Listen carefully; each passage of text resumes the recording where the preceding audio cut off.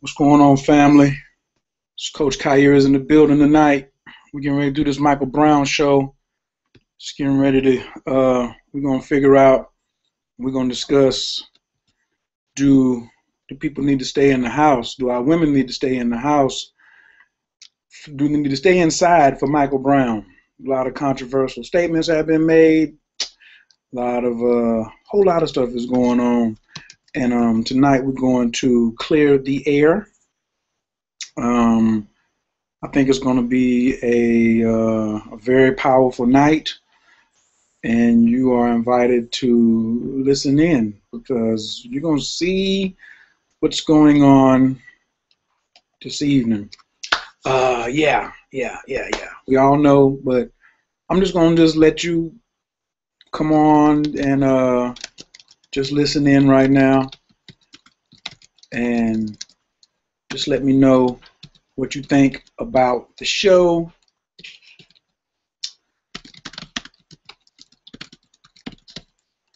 And we're gonna have a good time. Trust me. I had to turn the music down because sometimes Google wants to trip about what I'm doing and things of that nature, but they cannot stop the party. So we're getting ready to rock and roll here. Just a hot second. Y'all hold on. We're playing that Sade, Soldier of Love. You're on Blog Talk. I definitely appreciate everybody, everybody tuning in. This is going to be a big show right here. I call it monumental. So let's get it. Tell your friends, man. Post this on somebody else's page and see what they got to say about it too. So let's get this party started. I'm a soldier all the days of my life.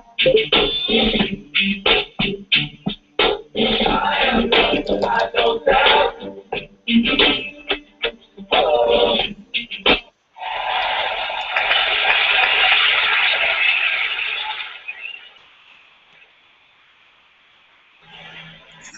Good evening, citizens of Earth. Welcome, humans. I merely tell you that the future of your planet is at stake. We have to ask you to try to stay calm, and it's important for everyone not to panic. I am authorized to assure you that so far there is no reasonable cause for alarm.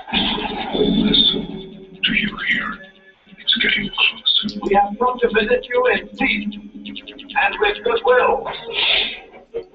We work for a highly funded yet unofficial government agency. Our mission is to monitor extraterrestrial activity on Earth. We are the men in black. You know what the difference is between you and me? I make this look good.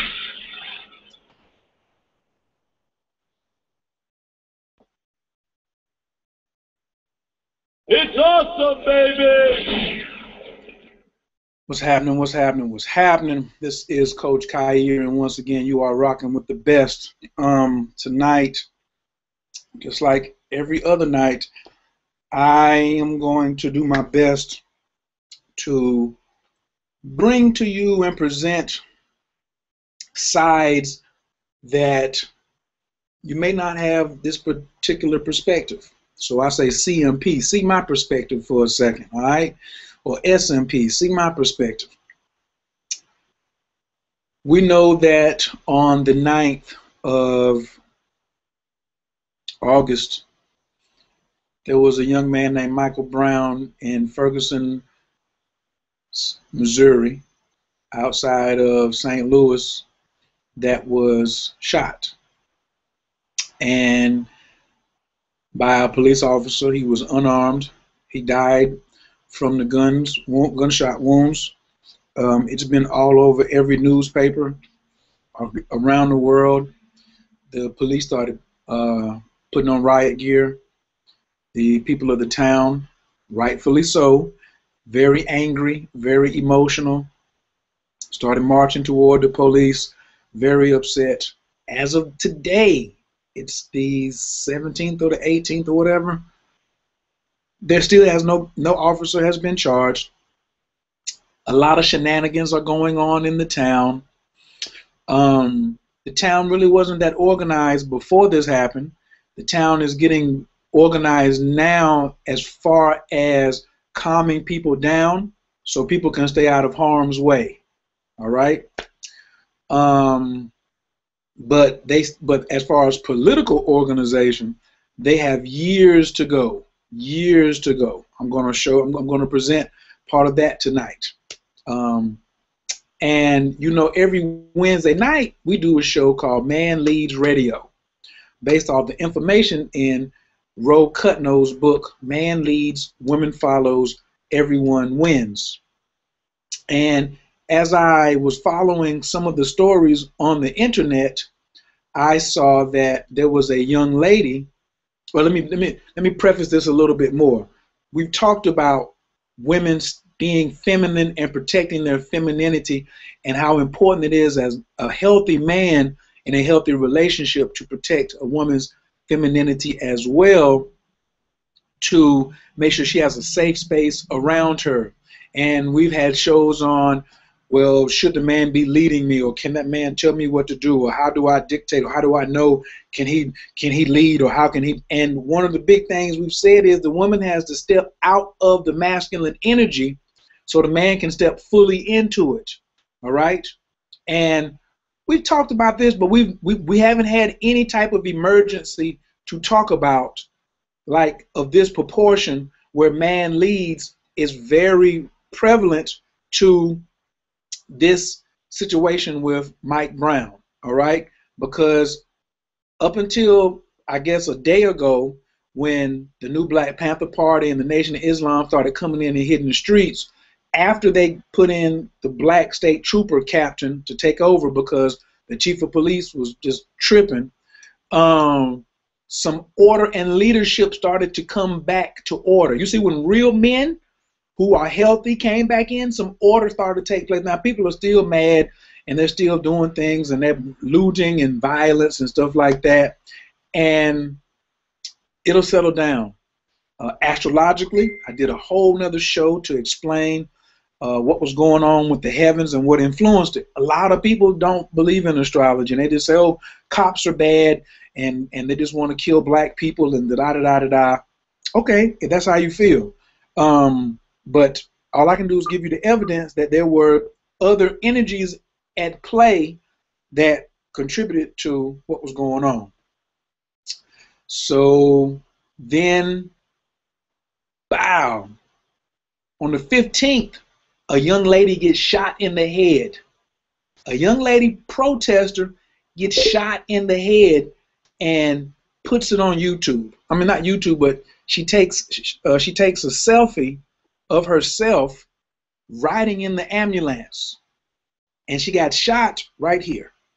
The bullet, when you turn it sideways, you can see on the x-ray the bullet hit her in her forehead right above her third eye. For those of you who know what your third eye, fourth eye, fifth eye, on the way up to the crown chakra. She was right here where her vision, her psychic vision is at. She got shot with a bullet while she was protesting, right?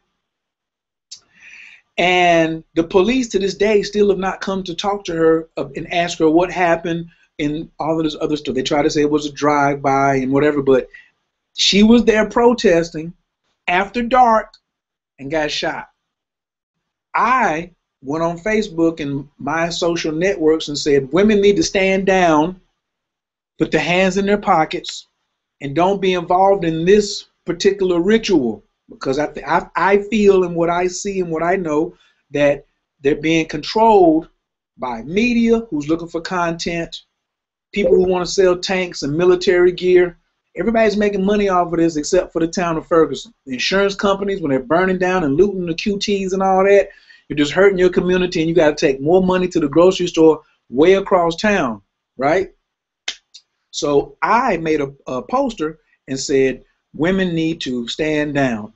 I'm going to pull the poster up so people can see it, and then I'm going to bring on my guest, Elori Cutno, who is the author of the book, Man Leads. And I'm going to turn a lot of the show over to her tonight and I'm gonna just like follow the story over here on YouTube. So if you're watching me on my YouTube channel, you'll be able to see, um, you'll be able to see like some of the things that we're talking about. I'm gonna pull it up and share it on the screen, and you'll be able to watch it. So I'm double screening. So I mean streaming. So we're on Blog Talk and we're on YouTube. So if you want to watch it live on YouTube, just go over to YouTube, type in Coach Khayr, Man Leads Radio. Boom, it'll pop up. You'll see the episode is playing. We're streaming live. All right. Let me find this picture because I want to show this even before Ro comes on. And people were in outrage. The women, when I said go in, I said women need to be in the house. I'm going to read it like word for word, like exactly what I said. So, because people were like upset, mostly females, and then a lot of dudes was in their feelings, and it was like, oh man, you're a pimp. The women have always been in the marches. You don't know what you're talking about. You're trying to demean women. You're trying to keep women down. All of that. I mean, like, I was called all types of names, right? So in the flyer, here we go, right here. Let me go back to the Hangout. Let me share the screen so people can see it, so they can see what the fuss was about. All right? Put that down. Put that right. Right, okay. So when you notice, it says at the top, it says Michael Brown Rituals for Justice. All right? I had already posted a picture of Mike alive, not laying down on the ground dead, him with his eyes open, and I suggested that you put a plate of food out for him, put him on your altar, say some prayers for him and his family. Then when I saw the women standing up, I said, hey, Michael Brown, I put a picture of a woman behind some candles. I said, we need a lot more of this and a lot less of this. And underneath the picture, it said, black women, stand down this time, go in the house and do some magic. Let the soldiers be soldiers. You're not needed on the front lines. You're needed in the home doing magic, rituals, and prayers. We love you and thank you. That was a plea I did for females to go in the house and work with you're a specialist at doing feminine things, all right? And everybody was like, I don't like what you said. Look how you said, look how you, and I'm going to discuss that tonight too. I'm going to talk to Ro about that, about, you know, that particular topic, and we're going to look at the words and all of that, all right? So let me come on and bring in, because this is the time when we want to say, okay, well, Ro, you say men lead. And a lot of people have been asking, where's the leadership? Where's the leadership in this situation? That's what we need, is leadership. So, without further ado, I want to open up the mic. Please put your hands together for the author of Man Leads, Women Follows, Everyone Wins, Elori Cutno. It's awesome, baby! What's going on, Ro? How you feeling? How you feeling tonight? I'm good. How are you? Oh man, I am highly anticipated about doing this show. So I'm really looking forward to it. Me too. I'm really excited that we have a chance to literally watch what we have been speaking about go into practice when it comes to masculine leadership. What do you mean exactly? Well, you know, often when we speak, a lot of women reply either by Facebook or chat room or by calling in, and they say that men are not leading, and so women are placed in the position to have to lead and to have to fight for things. Okay.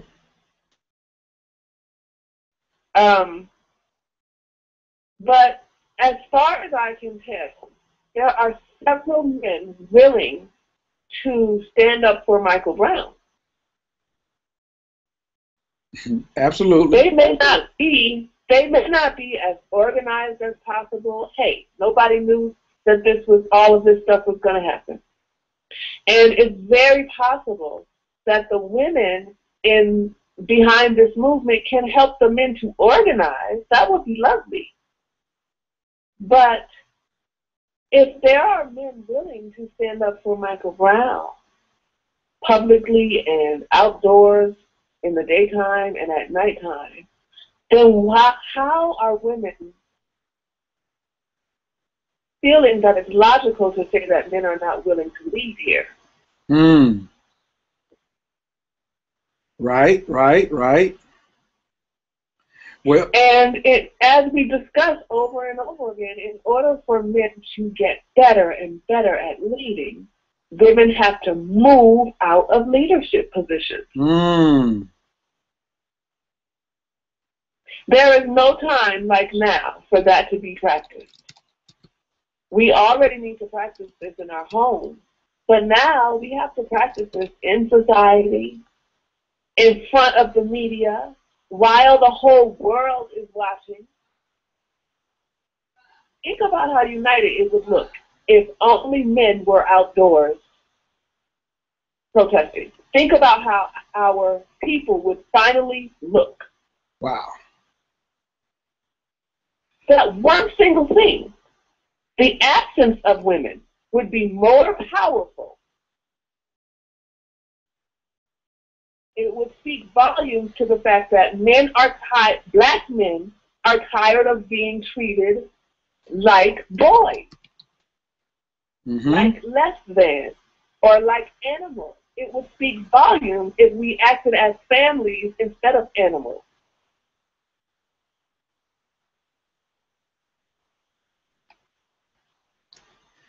But if on the media you saw a picture of the black American man in the streets, organized, even unorganized, in public, with the absence of women and children around, it makes it very clear about their seriousness and the fact that they want to protect. Because if the women are in the street, they're not being protected. Now immediately some women replied and said, we've always been in a march. Every time there's a march, we've been in it. Every time. Yes, and black women are still being looked at as less feminine than a lot of women. So maybe it's time that we stop that. Wow. And then they said, Khayr, how dare you tell us where we're supposed to be?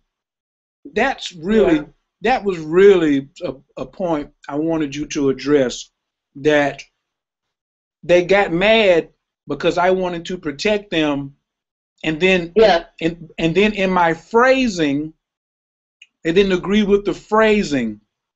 But as I read the exact words, you saw the flyer. It says go in the home. Right. It said stand down. We don't need you on the front lines. It didn't say we don't need you.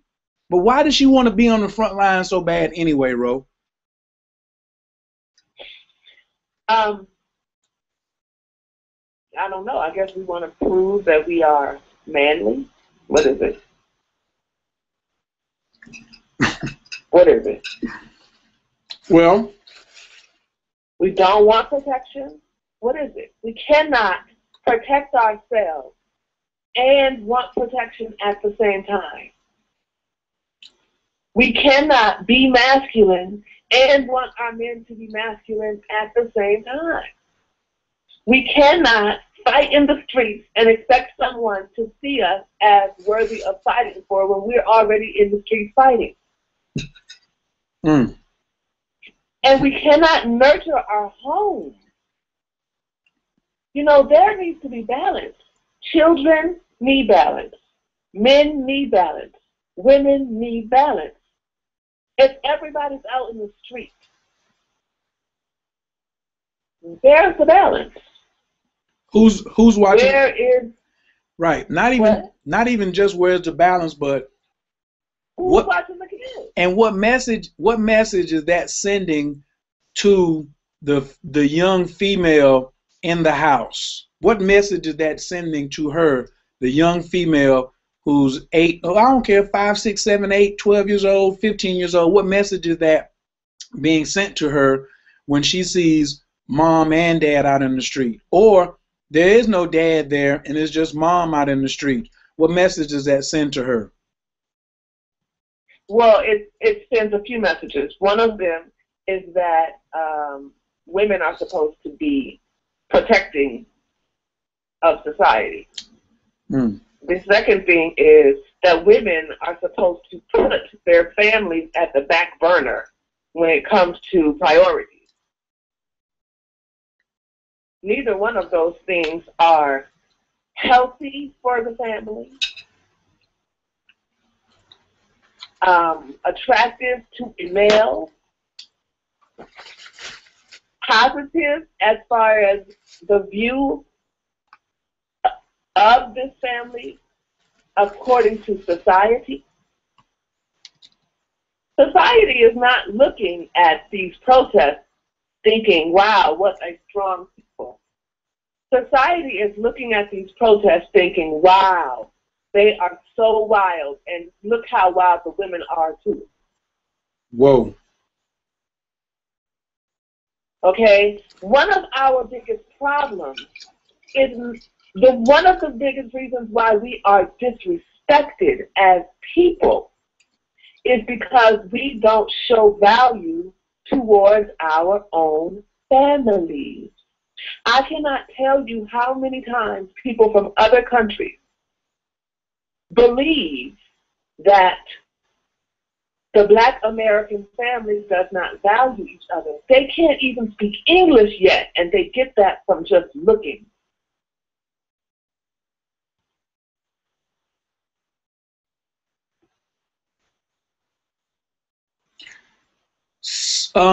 Some people have, I'm sorry, go ahead. No, go ahead. Some people have commented that, well, what else are they supposed to do? They're angry. They're angry as a community. As a community, they're angry. And I can understand that. But am I supposed to abandon the household because I want to go out and make a point? And here's my point, because I'm looking at the whole thing strategically. If you even want to come outside in a peaceful protest during the daytime, that's cool. But the police that you're marching against are how can that be happening? Somebody was trying to call in. So how could that even happen?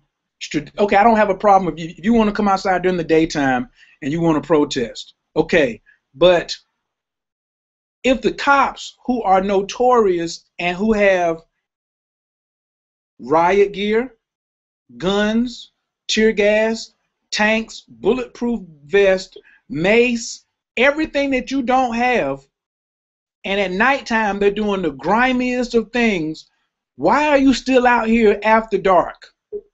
Why are you? Because that's when like the most ill warfare stuff takes place. Why are you out here after dark?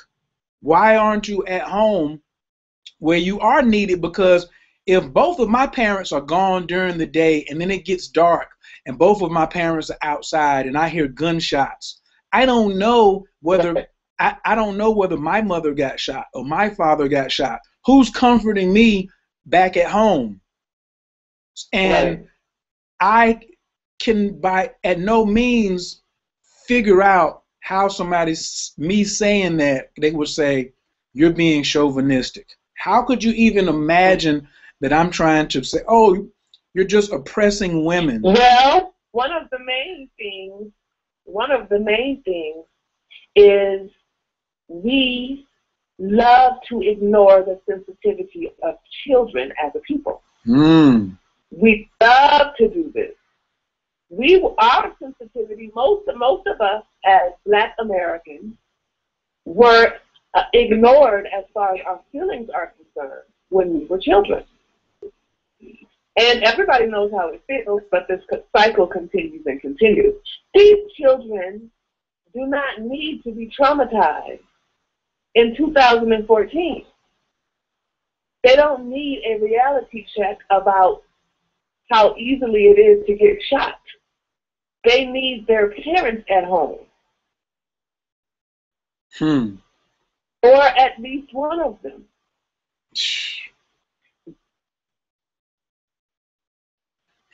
They need someone talking them through what's happening. What about that?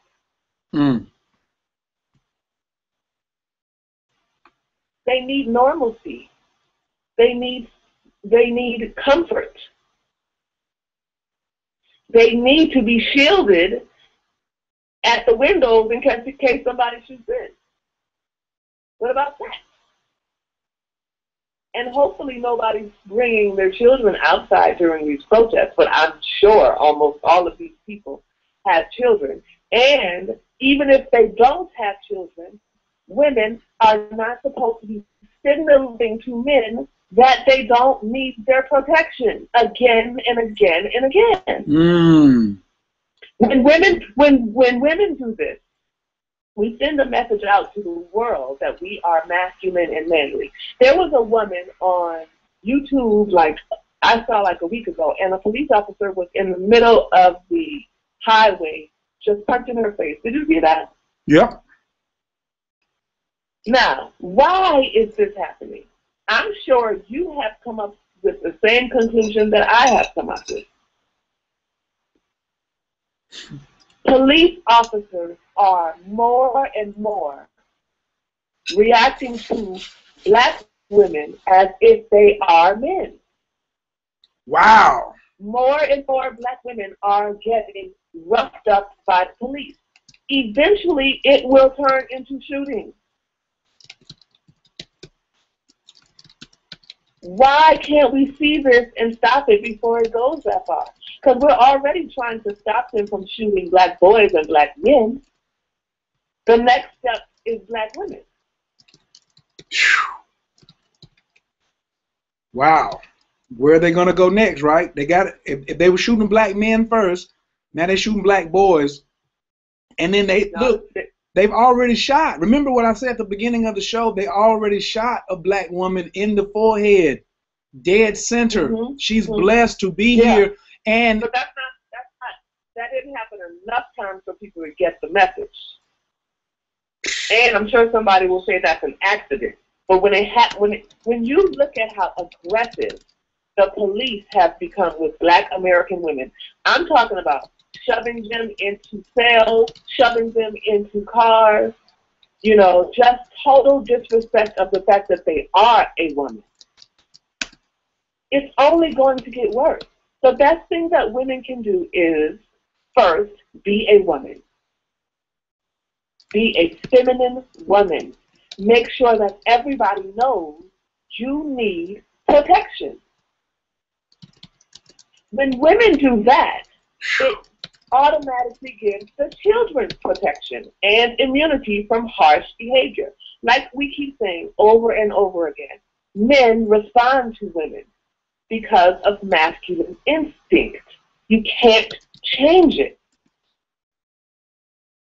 So when a woman or a group of women or a people start to act so masculine, whenever we turn around the corner, all police officers are going to start thinking that all of us are masculine and can handle being roughed up, shoved around, disrespected, and more. This is getting worse and worse and worse. And what are we going to do? Keep fighting the same way? The definition of insane is doing the same thing over and over again and expecting different results. And I mean, it's happening at such a prevalent rate right now that you just, I mean, like, I know it's been at least 12 deaths since Michael Brown, and we don't want to just single it like Michael Brown's the hottest story, of course, but they had the 50-some murders in Chicago a couple of weekends ago. The lack of male leadership. We still need men to start to be healthy, to stand in line. But an angry woman, the men will go stand up against the police, but we won't stand up against an angry woman who's trying to stand in masculine energy. I know I will not. I will not. Like all of the angry women that were on my Facebook page calling me names and getting in my inbox and stuff like that, they were, their pictures were very soft and sexy, but their words were very harsh, and I thought I was talking to another dude. And it even seemed as if, yo, we will fight you if we see you. If we see you, we will fight you. And I was like, who does that and why? You know, why would you want to fight me? You know what I mean? And as a female, now my other part that I really wanted to make tonight was strategically, women, listen to what I'm saying, and men, if you don't know this, if a woman, if I'm going to fight someone, Ro, and I got, it's me and my 5 homeboys going to fight 5 other men, that's all I'm thinking about is me fighting those men and those men fighting us. And if I know my woman is home, I'm not even concerned about that. She's not really like, I want to get home, but she's not in my, it's not a distraction. But as soon as a woman steps in on that line and joins us, the 5, she may say, well, now it's 6 of us. Yes, but my natural instinct is to protect you. So I'm not focused on my foe right now. So you're really doing us more harm than damage. And so then all of a sudden somebody does a poor job of throwing history in my face and saying, well, the Civil Rights March, we were out there and we were getting hosed down too. You were getting hosed down in certain situations, and that's water. And the police in the 60s are not the animals and beasts that they are in 2014-15. Nope. It's a whole nother animal. I even had not towards women anyway. I even had an attorney tell me that his wife's grandmother or grandfather sent her sister or sent someone to a school that had not been segregated yet or had not been integrated yet, and he called that on the front lines. I want to tell you that if you do something historic and like people are calling you names and things like that, that's not front lines like guns. When you're facing guns, that's front line. But when people are just calling you names, and yeah, they might be spitting on you, and yeah, it's a lot of turmoil and things like that, but it's not the same as standing looking down the barrel of guns, okay? And that is what they're doing right now. You can go and see that the Ferguson Police Department, the chief of police was trained in he was trained in Afghanistan with anti-terrorist tactics, and everything that they came out there with that they were wearing was something that would blow your back out. Basically, it would blow your back out. And for me to have one sister out there, but for me to have 100 sisters out there, and we're saying we're arm in arm, shows me that that's a lot of unhealthy men. It's a lot of unhealthy men were there originally. Now, I'm not saying that those same men and the exact same thing is going on today, but we're speaking about this from a standpoint of... But also, you know, women were not as manly as they are now in the 50s either. Let's be clear. Uh-oh. Okay? When women were protesting, these visions that we have are, you know, Coretta Scott King and Angela Davis and so forth and so on. A lot of women were, you know, still within their feminine nature. There were limits to what they would do. Now, women are like limitless. They're thinking they should do every single thing that a man does. But let's take it away from opinion and let's bring it into scientific. You know, there are several studies that show that men's testosterone levels decrease. I posted one up just before the show on Facebook, a study, that a man's testosterone level decreases based on the emotions and sadness and behavior of a woman. How is a man going to protect anyone or fight for any cause when a woman is standing next to him? He can't.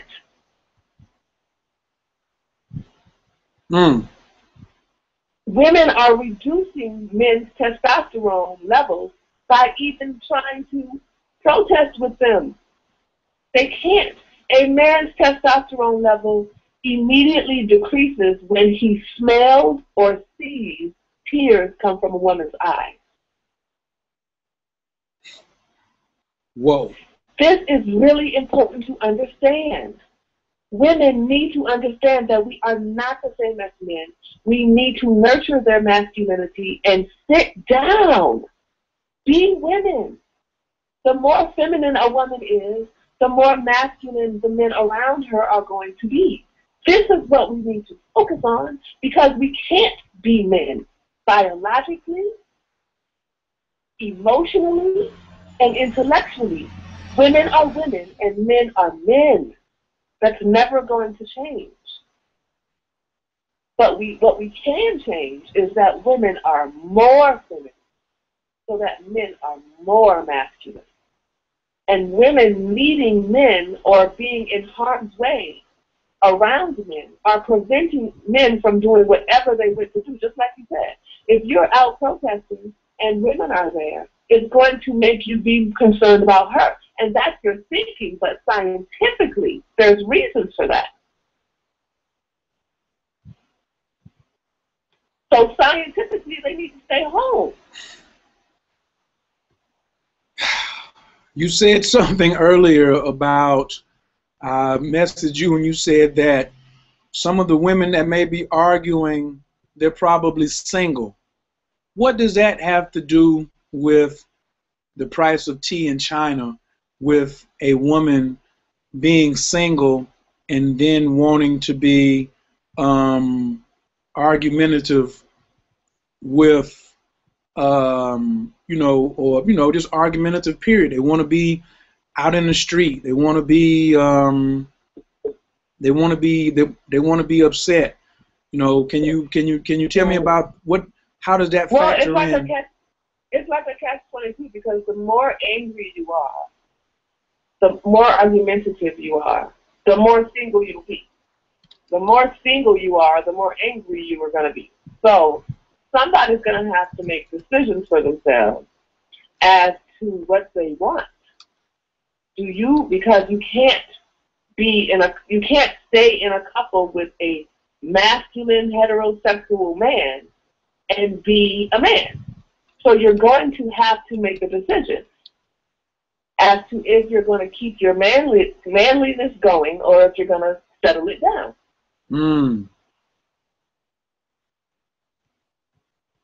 Because even if you don't want a man, now that's a whole other subject, because you'll hear me say over and over again that women need a man.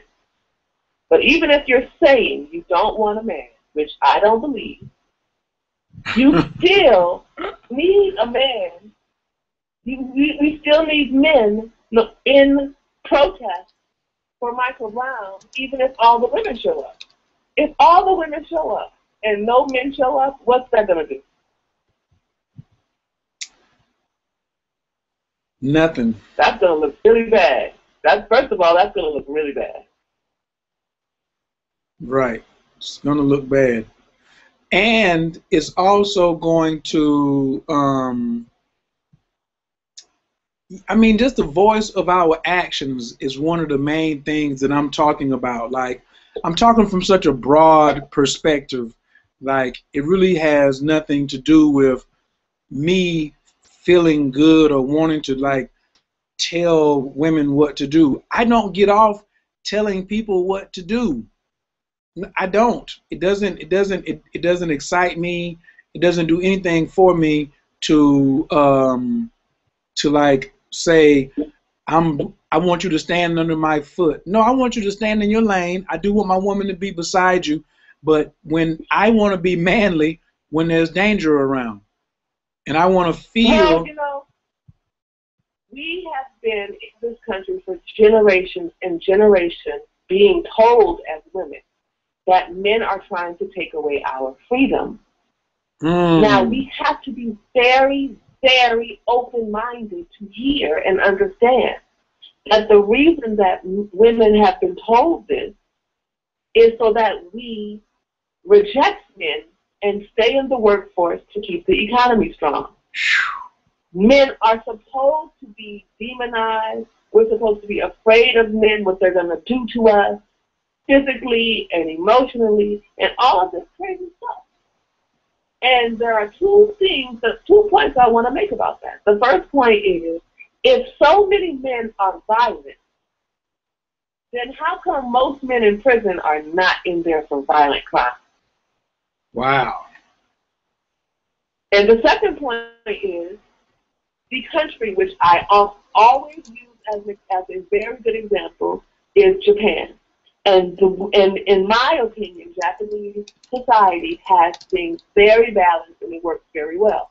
Almost every person in Japan is making an average of $400,000 a year. Now, I'm pretty sure that has changed in the past years because of the global economy. But Japan, it has always, for a long time, been doing very well financially. Well, Joe Biden went to Japan last year and started a campaign to teach the Japanese women that their men are oppressing them. In 2013. Now, if they don't already feel oppressed, then why is Joe Biden showing up? And there is an agreement between their leader and our leader to have women in the workplace neglecting their families and a huge number of them by 2017. Japanese children are extremely well-mannered. They have very great records as far as schooling is concerned. Japan is one of the cleanest countries, if not the cleanest country on earth. Culture is rich. It's extremely beautiful, and all of those things are because of what women bring to the table. But our economy is trying to mix things up and benefit from it, and we don't care. We don't care about families. We don't care about children. We don't care if all of a sudden all of the kids in Japan don't have any parents at home, just like American kids don't. We don't care. But we need to, as Americans, understand that this is an agenda. Women are supposed to think that men are out to get them. If you are on Facebook and you tell women, no, you need to stay home so we can protect you, they're naturally going to get angry because they think that you are out to get them. They have been told this since they were born, and their mothers have been told this, and their grandmothers have been told this. But it is impossible for men to be as evil as the media makes them out to be. It's humanly impossible. If the number of men that the media claimed were evil are actually evil, there will be no men walking around in society. But according to the media, every man is capable of sneaking into your window, breaking into your house, beating you upside the head, harassing your children. This is what the media shows, that men are trying to oppress women. And this is a campaign that they have now started. You can Google it. They have started this campaign in Japan. Now, I don't know. I hope that they are more resistant and that they do their research. But as American women, we need to understand that we have been fooled. Who fights for freedom to go to work? Who does that?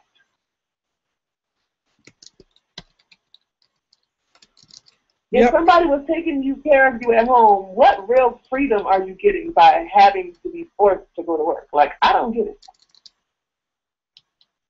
You know, Joe Biden, he got to push his agenda right now, and he want to get the U.S. Like, if I can't make my economy stronger, let me make one of the strongest economies weaker by doing what we did to divide it. Yeah, well, if their economy strengthens, then that will strengthen our economy as well. You know?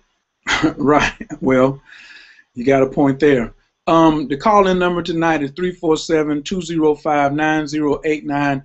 Please press 1 if you want to listen in.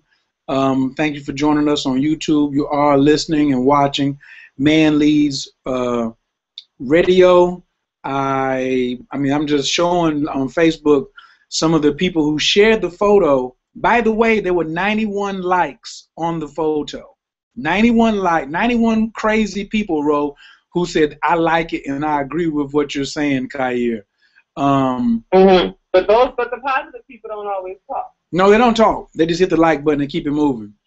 And then I here's one comment that I just get sick of these men, so-called conscious, who have adopted the white man's patriarchy and believe it to be ours. So now talking about you telling them to stay inside. Yeah. They're responding to the poster that you know, I'm with the white man's agenda, and that's who I'm representing, is the white man.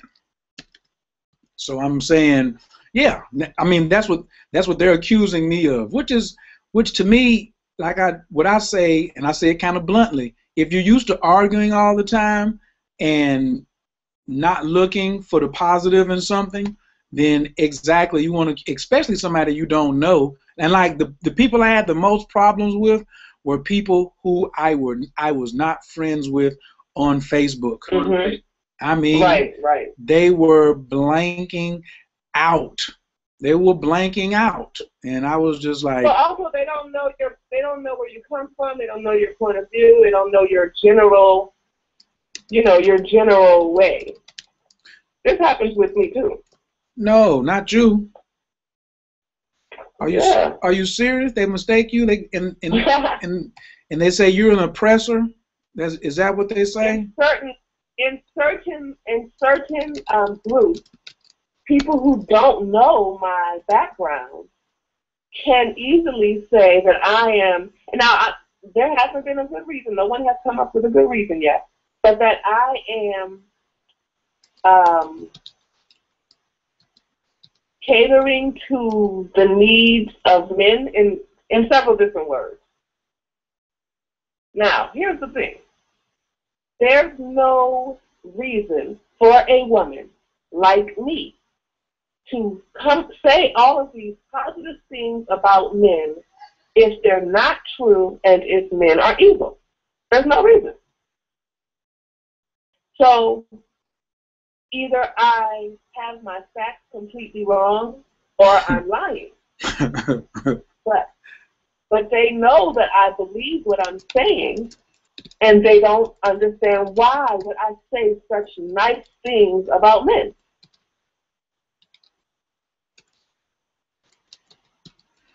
Well, this has been very confusing to people, but you know. Once again, I want you, because somebody may just come on this post and may just be getting on the call right now and say, well, who in the hell is she to even write a book called Man Leads, Women Follow?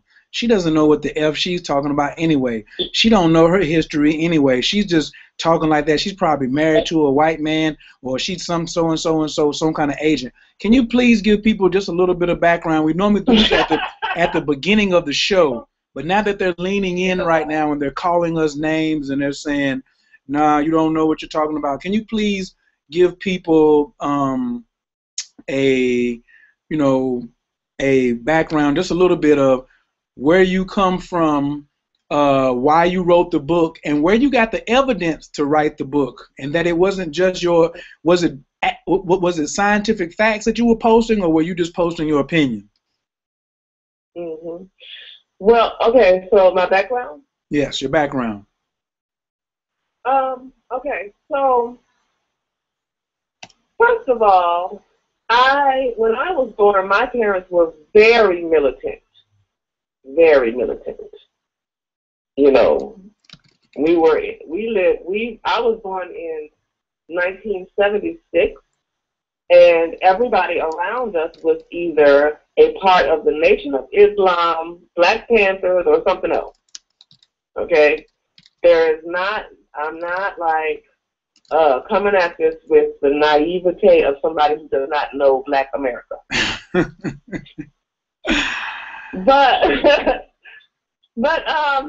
you know, okay, so I have a very strong cultural and linguistic background. And I speak several languages, but I also know who I am. And there have been several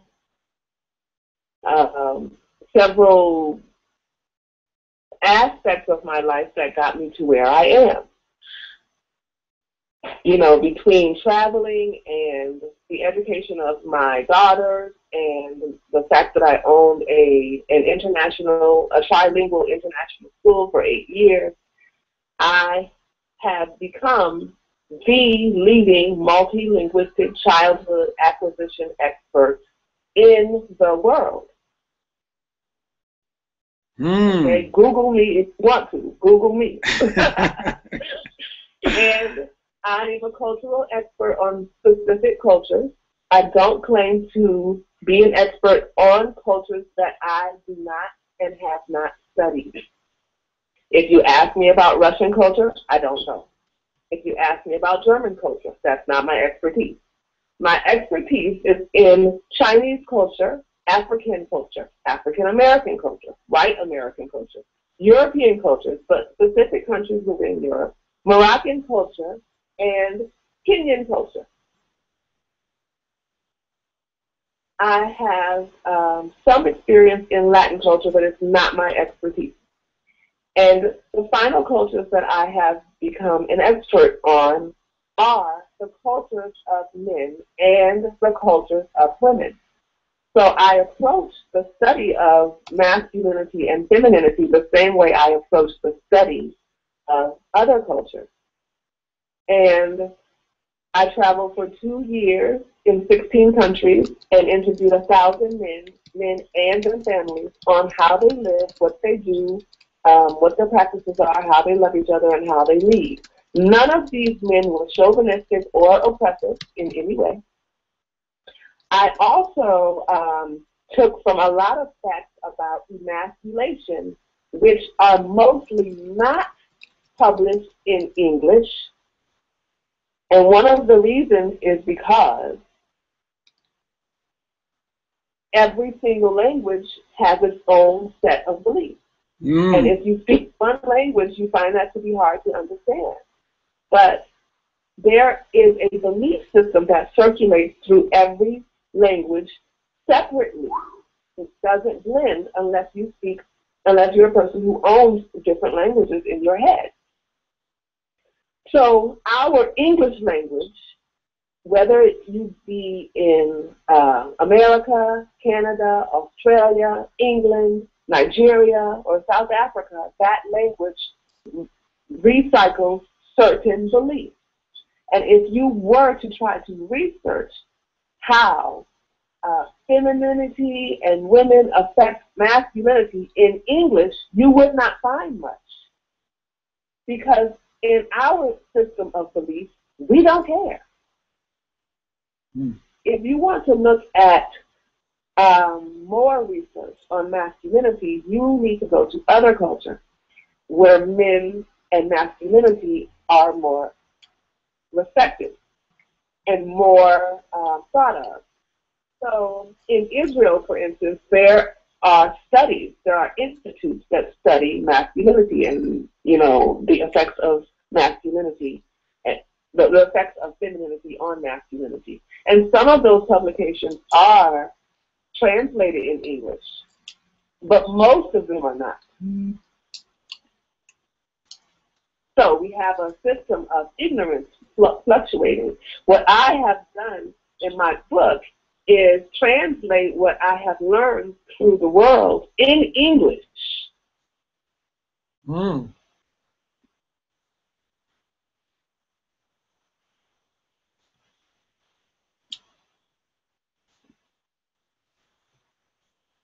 Hello? Yeah. I thought you were in mid-sentence.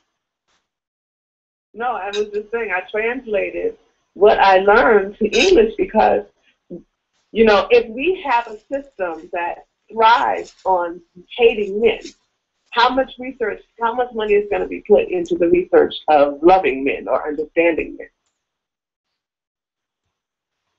It seems like there would be tremendous room. There would be tremendous economic room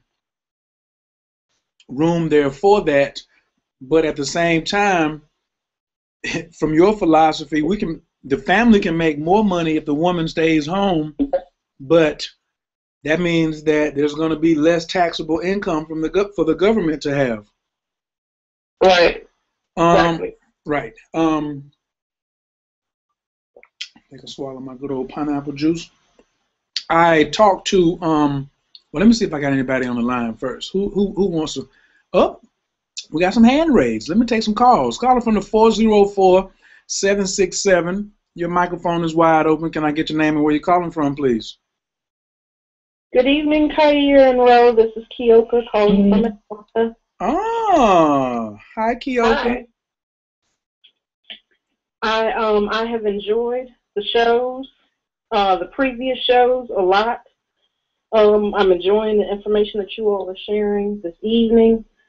Well, I just the whole concept of what you guys are talking about in terms of the woman needs to be at home and somebody needs to be tending to these children. I have been in education since the mid-90s and worked with people before that since pretty much 88. These kids are suffering. Our educational systems are, there's really no words for it, and it's like so many of us are not even aware. The impact, you know, when you talk about the mother being at home, there is really no dollar amount. It's not about what salary you can bring in. It's about who you can be and what you can be to your children and your future. It's not, there is no dollar amount to that. When I think about my own upbringing, my family was fortunate enough to, you know, to have a situation where my mom could stay home until at least I was in high school. And there is no dollar amount on that benefit. And if we don't wake up and do something in these schools, I really don't know what's going to happen to us as a people. It is very scary. And a lot of parents are just crossing their fingers and hoping that the school raises the children. The school can't raise the children. You want me to? The school cannot raise the children. You want me to do in a classroom which you can't do at home with your own child? Come on now. And how many kids are in that classroom? Exactly. And that's the thing. They are starved for attention. When you cram 28 and 30 kids who, again, are not getting the attention because the people are not home, or in the other unfortunate circumstances where the people are home and still aren't caring and raising and growing up their children, they are all attention starved, and we have become a nation that supports negative behaviors, but and giving them attention just for the sake of the behavior. Exactly. At my school, I owned a school for 8 years. I don't know if you knew that. At my school, we would not start the day until we would have the children line up in class, and the teachers would sit there, and the children would draw a picture of how much love they felt. It would be like a little chart, right? Then they stand in line, and we would hug them until they said, "All right, I'm full." If we did not start the day like that, like literally, If we did not start the day like that, the whole rest of the day was a waste of time. Mm. Yep. What a wonderful practice. And that's the thing, you know, now stuff like that has become inappropriate and stuff like that in the classrooms. It's like these kids are starving. Mm-hmm. They're starving for attention. They're starving for affection. They're starving for love. They want, you know, just all of that. And so, you know, when you talk about the roles and everything, I get that everybody may not be at a place in their life in terms of where they're ready to hear that and accept that and whatever. But if you can say all that you attach to what that's supposed to mean and what that's supposed to look like and whatever, and just listen to the fact that someone, like you said, somebody has to be at home with the kids. Somebody be at home with the kids. And you know what else? According to my research, this is one of the things that I learned, and it's included in the book. The average amount of time that the parents in my study were physically holding their children per day in the optimal, healthy family lifestyle was 10 minutes a day. Now, 10 minutes does not seem like a lot, but 10 minutes is a long time to hold every single one of your children, even if you have just one. It's a lot of time to just sit there and concentrate. But that's what they were doing. If we can just teach parents just one step at a time, starting with that. And that, but that's what it is. The parents, the mothers, we've been, like, and you all have mentioned this in previous shows, we've become addicted to the lifestyle that second income offers.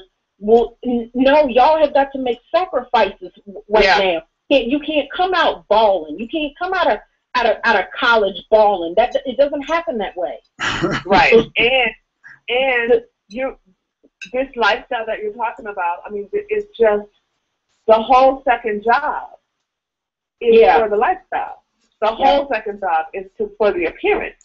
Yeah. And for the mothers that are single moms, we all need to put our feet down for the single mom, because everybody knows that the single moms need and deserve help. They should not be forced out into the workforce. They should not. Parenting is not a single person job. I don't care what you say. It is not. And, you know, gone are the days of the single mother being able to stay home. Single mothers back in the 80s were staying home with their kids. Yep. They have taken that away too. But that's unacceptable. That's what we need to be fighting for. Exactly. And that's what it is. I have no ill feelings and nothing but support to the families of the victims of the police violence. I mean, just straight up violence and hunting. You know, separate and apart from that, we kill more of each other every day. Tell it. Than they ever will. And the bottom line, and bigger than the actual hand-on-hand violence that goes on between us, the fact that our people are no longer educating its youth is what's going to kill us ultimately, like in a way that hand-on-hand combat can't compare with. Yeah, but you know, when we say education, I have learned this from all around the world. When we say education, we forget that we are supposed to educate our children on how to be properly loved and happy adults. Education is supposed to be a well-rounded word. Mm-hmm. And as parents, we think that we can send our kids to school to become educated because of the way we use that word. Yeah. A parent's job is to educate their children before they go to school. True. And, you know, the education of a child includes their physical, emotional, and intellectual nurturing. I am so tired of watching our children walk around unloved. I can't stand it anymore. Yep. It's killing us. Acceptable. is unacceptable, you know, let's talk about that first. Because if children walked around feeling love, people would be less attracted to killing them.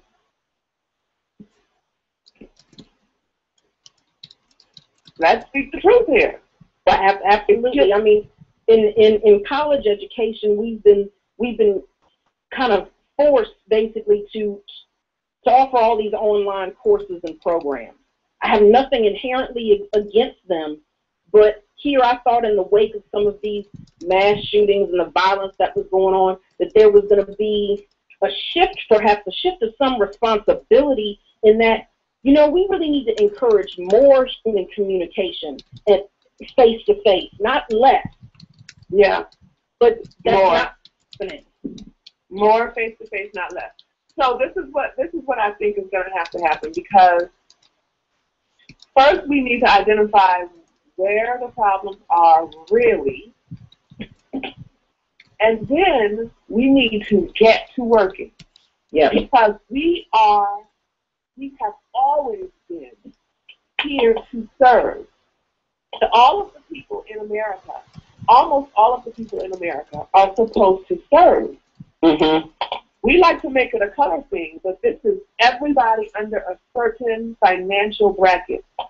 Those people, people of other colors under a financial bracket, they know that it includes them. They're just trying to act like they don't know. Right. But we are supposed to be servants of this country. We are not supposed to be valued. And in other countries, the sad part is, in other countries, they genuinely value human life.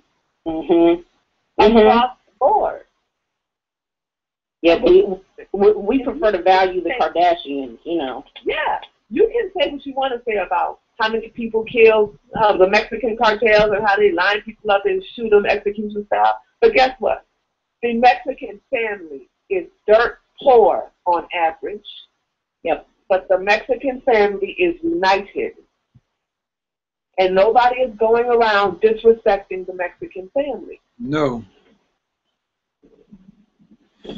You don't see any of that. I want to speak on that too. That y'all made a very good point. When you value life more, that goes back to what Rose said. Like, there's no history for the police. Like, the police are not above programming from what they see on TV. So what do you think a white police officer in racist Ferguson, Missouri looks at? He looks at CNN day in and day out, and he's being programmed by that to be like, yo, first off, Missouri was the last state to abolish slavery out of the 48 states. Then he's watching and seeing 3 weeks ago that there was mass killings in Chicago and all over the whatever. And he even saw police officers, you know, were killing other blacks. And there was no movement by the Justice Department, Obama, what's the guy's name? Eric Holder. Nobody made a move. So the cop said, hey, this, you know, and this is, I guess it's acceptable. But you never, like you said, you never see some Mexicans or some Latinos getting shot like that. Does it happen? Sure it does. But ours is the one that gets publicized that we hate one another. We're being disrespected. We're being disrespected, and the reason it's publicized, and everybody knows it, is because our lives are less valued socially. Well, and that's in part because if you didn't know if you didn't know a couple of African Americans intimately, and all you knew was what you saw on TV, I would be a little afraid of us too. Wow. Yeah, you're right. You're right. So guess what? If we are not mirroring in public what's on TV, then that would not be able to be applied. Right. But we are. Ooh, that's the problem. Fathers are not letting their daughters go outside wearing what the average black woman is wearing on TV. Correct. Whoa. Fathers in the home are not going to allow their sons to wear the skinny jeans that don't even just past the crotch. They look ridiculous. They're not going to allow that if the family is intact. All of this stuff goes back to the family. All of it goes back to the family. But guess what? I'm not just talking. I am the last person who's just talking because I have been escaping from this country since 2001. Mm-hmm. Leaving and leaving and leaving because I just can't take it anymore. I'm not willing to just talk and sit in America at the same time. I'm getting older and older. I can't do that for y'all. But what I can do is make an actual change, or I'm out of here. If y'all want to come with me, you can. But I don't see the point. I'm either going to make a change or it's a very good effort to make a change, or I'm out of here. Mm-hmm. So I don't have time to be talking. I need to be able to see if a change can be made. Yes. Thank you, Keoka, for calling in. I got to get to the next caller. I appreciate it. Absolutely. Y'all take care. Thank you. Yay. Bye. The call-in number is 347-205-9089, 347-205-9089. If you got a comment on this subject, please call in 314-814. Your mic is open. Thanks for calling in to Man Leads Radio. Can I get your name and where you're calling from, please?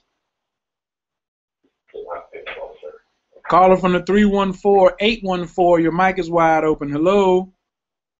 Hello. Can you hear me? Absolutely. How are you? I'm fine. How are you? I know that's Rebecca right there. I know that off the gate. Yes. You're so bad. How are you doing, Ro? Hi, how are you? Hello, I'm doing fine. Hey, I'm so glad we're talking about this subject. I started school Monday, and of course, in a lot of ethics classes and one sociology class, and because I live 10 minutes away from the actual site in Ferguson. All of my professors have pinpointed me to be the somewhat of a spokesperson, I guess, in so many words. One, because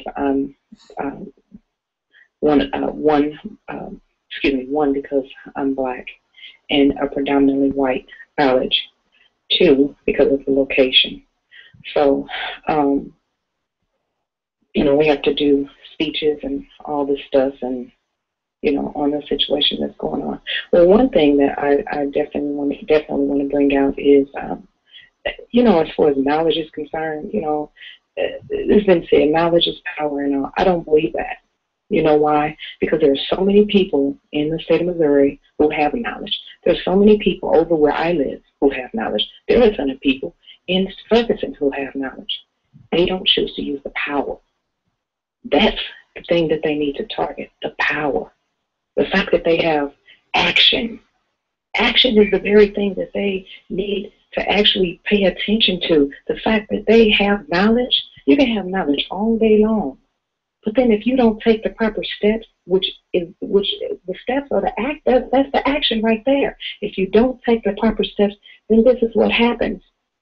When I'm telling you that we hear silence, I almost got hit by a police car today taking my children to school because they were trying to catch this guy.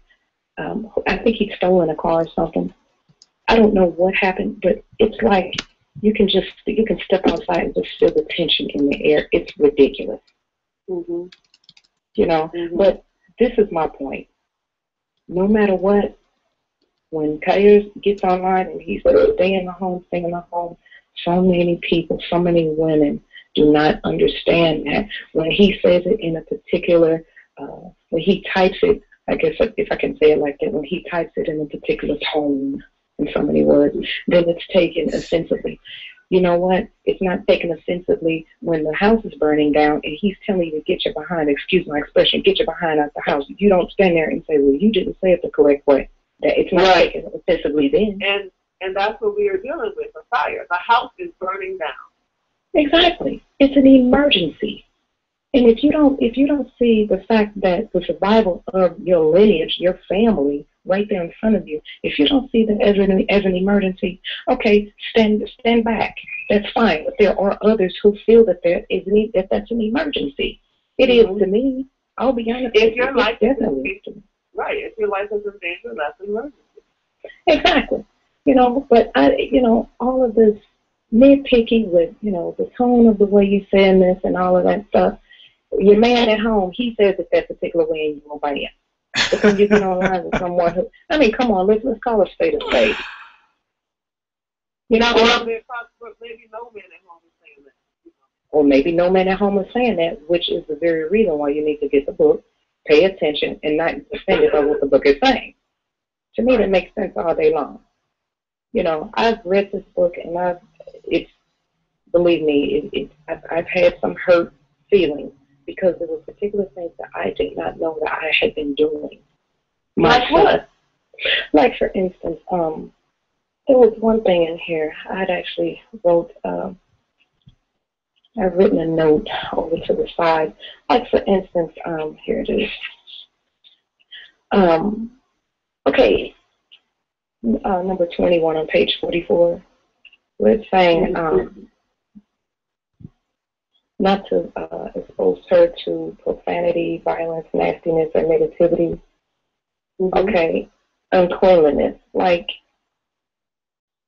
exactly what type of uncleanliness? Does it make sense? Exactly what type of what? Like nastiness. I was wondering if that was meaning like uncleanliness, like bodily uncleanliness. No, nastiness like nasty human behavior. Okay. Oh, okay. It goes with the profanity and violence and all. And you know what? And then okay, there was something else I wanted to say. I'm sorry, it kind of didn't have anything to do with that. I was online the other day, and this guy couldn't understand why it is that I would repost what Khayr would have online or whatever. He couldn't understand why it is that women need to stay in the house and they equate that to, you just stay in the house, you stay pregnant, and you cook and clean and all. This is my point, and this is a point that I had to explain to a friend of mine because I had actually started talking to him about that exact same thing. He says, well, women are strong and women are intelligent and this and that. That's true. But let's say you and I are standing on the front line at Ferguson. Now, when do you? Now he lives in Ferguson. I'd asked him, I said, which Ferguson is right there next to Ferguson. I'd asked him, I said, so when is it that it's more so cloudy because of the smoke bombs and all? He says at night. I said, okay. When is it more so peaceful? In the daytime? Which I don't agree with this whole hands up in the air and all this stuff. Yet and still, there are some who want to protest peacefully or whatever. When are the peaceful times? In the daytime. Well, if you're going to protest as a woman, if I'm going to be out there protesting with you, let's say you and I are in a situation. If I'm out there protesting with you, we have our children out there. Does it make sense for both you and I to protest, and then all of a sudden all these smoke bombs are coming? I'm up here hurt, you're up here. How are we helping each other? When you come home from war, in so many words, you should have your bath water ran. You should have a home cooked meal. You should have a back rub. There are things that we can do women, that bring out our femininity, and it makes us feel so much more secure because we know that he will come home and protect us the more so. How can a woman fight that? How do you fight that? You're fighting yourself. And but we don't know because we associate all of that niceness and giving and care with being weak and being taken advantage of. Because we don't know, we don't understand that the more we give the back rub and the bath water and the food to a good man, which I will say once again, Most men are good. Exactly. And the more we give those things, the more there is harmony throughout our entire family. Exactly. So, and I'm not saying this because I'm a doormat. I did not have this opinion my entire life. I used to be one of the women who believed that most men are going to try to oppress me. Right. That I was ignorant. But I'm not afraid of the truth, and I'm not afraid of being wrong either. Exactly. Exactly. I know you were saying that you when you were raised, you learned Islam, the Nation of Islam. You'd had studies in that or whatever. I did too. And it's funny because that's where I started actually learning the feminine side. Right. That's when I actually started learning humility and respectfully saying this so it doesn't hurt anyone's feelings. The womanly side or the submissive part of me. And it made me feel so much more beautiful and so much more secure within myself. I started fighting me at that point. Well, I was a child, and when I was born, my parents were in the Nation of Islam, and I was born into that, you know. And I guess maybe around age 5, they, you know, stopped practicing Islam. But you know, I have always struggled with it because society told me and my sisters that that was oppressive. Right. And so I rejected everything Muslim. I just rejected everything Muslim. Which was strange because from being on the inside looking at it, I didn't see anything wrong. Right. I didn't see anything oppressive, but I went with what society said anyway. Exactly. Yeah. Now, I'm not going to sit here and say that I agree with all of any religion because I don't. Exactly. Right. I just don't. But I can see the truth in the beauty and the harmony where it is. Exactly. Whether it's inside of a Christian home or a non-Christian home or a Muslim home or a different country, the truth is where the truth is. Exactly. And that's okay.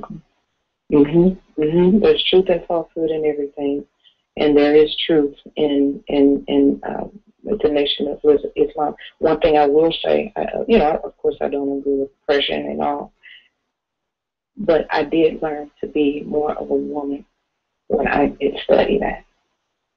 Right. So I will. Well, you did what is obvious, and you know, we looked at it from the point of view of the Muslim woman, but this is the same point of view of the Japanese woman, the Chinese woman, the Thai woman, the Italian woman, the Latin American woman. It's the same point of view, and the more exposure you get, the more you realize that women are doing this all over the world. Exactly. In developed and non-developed countries, in places where women are supposed to be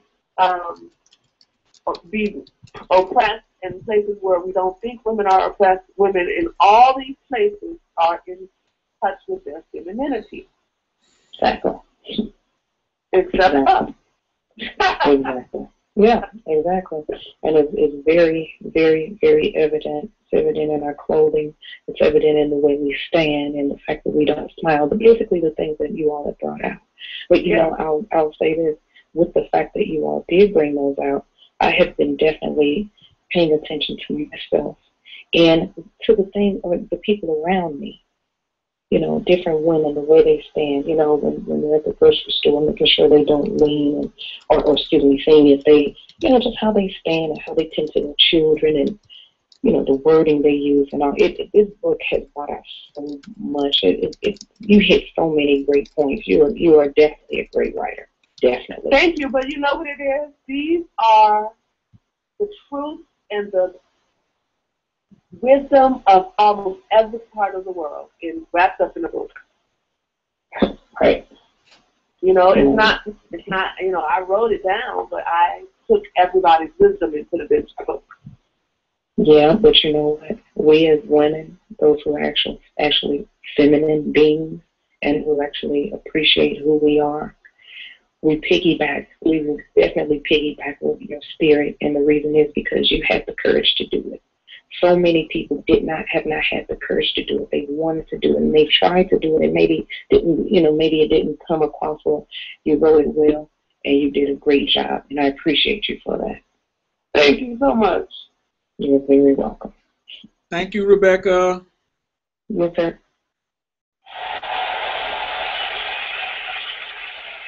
This is a dream come true. Next caller from the 850-702. Your mic is wide open. Can I get your name and where you're calling from, please? Hi, Coach Khayr. This is Aisha. I'm calling from Florida, Tallahassee. Hi. How y'all doing tonight? Hi, Aisha. Hi, how are you? I am excellent. I just first, before I even get started, I want to thank both of y'all for this show tonight. And I would love to thank the last two callers because their insight was beautiful. And Rebecca, I don't fight it. I don't fight being a woman, ever. I love it. I love my feminine side. I feel you. But honestly, I just want to say something small. Just as far as my kids are concerned, I've always been a single mom, and it's never really been in my power to be able to just stay home like I want to. But one thing I have always done is I have always went hard for my kids. So, like, I would always work nights when they were in school and then stay up during the day and, like, be a classroom mom. Actually, right now, what I do for my daughter's second grade class is I go in the morning once a week, and for 3 minutes we meditate. Mm-hmm. We just take 3 minutes to just love ourselves and think happy thoughts. Mm-hmm. And we stretch out, and it's awesome. We need more moms like that. We need more moms like you. I didn't used to be like this. My children will tell you I used to be hell I was.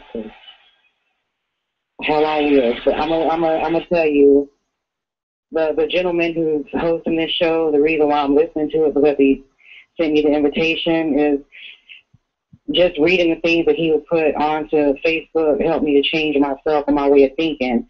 Deep down inside of myself, it was always, under the surface, it was always there to be more of a lady, but I was so used to just doing it by myself that I had hardened myself. Right. And it was nice to hear that there are still men out there who want to make me feel safe and protect me.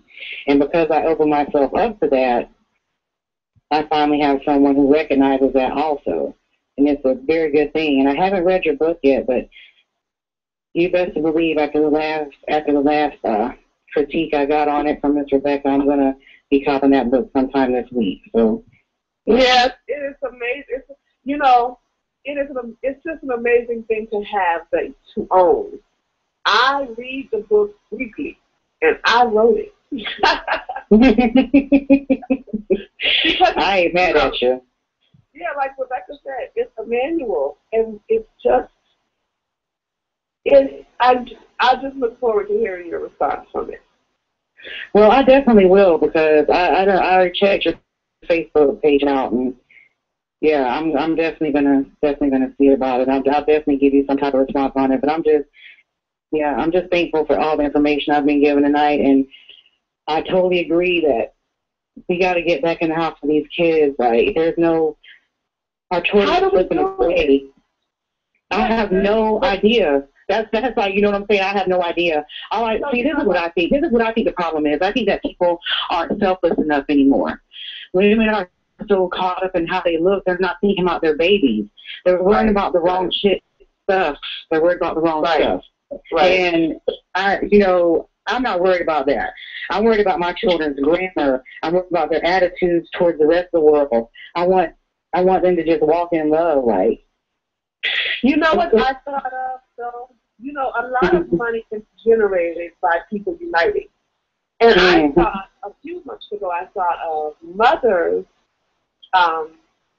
having a network where they buy things from each other and trade things with each other. You know what? Can I tell you something? I was watching the View at work today. I'm sorry, the Talk at work today, and Tyler Perry was on there, and he was talking about something like that. And it's weird that you would say that and allude to that. And I don't know, things have just been happening interestingly today. I think this is just another little domino falling into the fate of place of fate or something. That's interesting that you would say that, because evidently he has some movie out called The Single Mom Club. I apologize because I don't have cable. We don't really watch television because I don't like my TV. I haven't watched TV in 11 years. I don't know what you're talking about. Well, I work in a nail shop. That's the only reason why I saw it today. Okay. But yeah. So what happened? Well, so evidently has a movie called The Single Mom Club. In the movie, the ladies all depend on themselves, like as a group of women, to help each other out, to give each other a break. Like, for example, but one night a week, one mother keeps everybody's kids while the other 4 mothers go out and enjoy themselves. And every week they take a turn, like they take a shift every week with everybody's kids. And honestly, I'm going to have to go buy the movie because I think it's a wonderful concept. But it just shows like women bonding together. And in all honesty, there's no reason for our sons not to be proper men without. Don't get me wrong. Do not get what I'm fixing to say wrong, because I know that men belong in the house with another man. There's no way I can teach him. I cannot teach him how to be a full man, but I can instill in him the values that he needs to go forth to be respectful enough to learn from a real man and actually learn and understand what he has to say. Mm-hmm. So I think what I was thinking of is more of a black family network. It doesn't have to be black, but it probably would benefit black families the most. Well, I think it should start out that way, definitely. I mean, maybe later on down the line, we could, let some people, well, I'm biracial, so, I mean, honestly, I don't know how to just come at this, but personally, I think that... We always need to remember, as black Americans, that we are only about 13%. And this is true. And then, like, I have to be fair. If we're going to be strong at something, we need to have numbers. Yes, you're right. And isn't it funny how that 13%, we control so many dollars circulating, and we're such a little amount of people. Like, people of color, period. Like, I work with Asian people now, and the way they do things is so... I'm thankful they let me in and just let me see how they do stuff, because I'm about to take what I know and just move with it. Because I see why they succeed as a group of people. I really do. Yeah. And that's what I'm referring to. I want to do something that is inclusive of men and women who are trying to give support to the family. Because what we have been doing is expecting the government to care. They don't care. No, they don't. They're never going to care, and we're not even supposed to be doing well. So no, we're not. Not are correct. 110,000% correct. And when I say we, I'm talking about everybody under a certain financial category. And I agree 100% wholeheartedly, because my mom's side of the family, they were not affluent at all, and the stories that they told, like you said, everybody was a servant. Everybody's here to serve under a certain income bracket.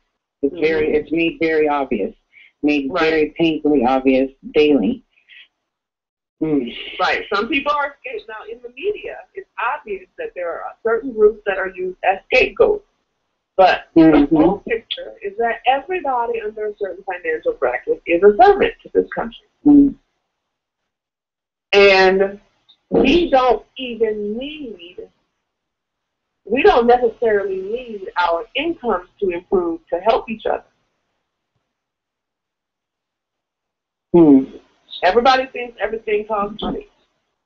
And things cost some money. But babysitting is extremely expensive. So if somebody helps you with caring for your children and they're trading a service, that's saving a lot of money. Yes, it is. So let's think about that. Can you inbox me on Facebook? I will be happy to inbox you on Facebook, because I think I will be happy to inbox you. Yes. Right. And it was a pleasure speaking with you. Thank you so much. I appreciate it. Thank you, too. Thank you, Aisha. It's always a pleasure. All right, caller from the 416-845. Your microphone is wide open. Can I get your name and where you're calling from, please? Hi, my name's Stephanie. I'm calling from Toronto. Stephanie. And hey, what up? What up? Yeah, I didn't catch the show at the very beginning, but I just want to know if you spoke about daycare at all. Like if you spoke about it. Oh, okay. Well, I started a job in May. At the time, my daughter was a little over. She was over a year, almost 2 years old. She turned 2 in July. And the very first day I brought her there, she was terrified. Like, I mean, like, terrified. Like, she was trembling. And that kind of made me worry because I had never left her in a strange place for hours before. Mm-hmm. So when I left, I just got like a panic attack because I couldn't take it. Like, I wanted to quit because I couldn't stand seeing her like that. Until this day, she always cries when she goes there, and she always cries when I pick her up. And they're looking at me like I'm doing something wrong. I'm trying to explain to them, like, I've never just dropped my child somewhere randomly and left her there. Oh, they're trying to make you be less sensitive as a mother? Yeah, like, oh, don't worry, she'll get used to it. Or they start to question my parenting. Mm-hmm. Because they see her crying and the other kids are just acting, quote unquote, normal according to what they see as normal. You know, also the other kids are detached. Yeah, I don't want my daughter to be like that. I want her to be like, oh, whatever. I expect that my family's gonna leave me somewhere randomly, and to me, it's strange. Like, how obviously I would expect the baby to cry. Like, I breastfed her for almost a year. Like, I don't know. Are you from another country? Yeah, Canada. Okay, I can tell. Listen, in this country, motherhood is regarded as being weak. I'm sorry. I told myself after my contract's done, I can't put her back into that situation. Yeah, and it's not the daycare. It's not the daycare. All of them are the same. They're probably not doing anything to her. It's just the fact that they're trying to emotionally detach her. This is what we do. Yeah, and we're having a conversation about how mothers need to be more nurturing and more bonded with their children and their family. So you're on the right page. You're doing a good job. Like, I don't understand how you can not want to stay home with your kids. Like, for the first week, we're from America. We've been brainwashed. No, I'm saying in Toronto here, some of the mothers are like that as well. Like, here we get subsidized daycare, so I don't pay for my daycare. Right. Like, some of the mothers, they are detached as well. It's like, okay, some of them look at me like, why are you still breastfeeding your kids? Like, shouldn't you be working? Like, don't you want to go out there? And I'm like, no.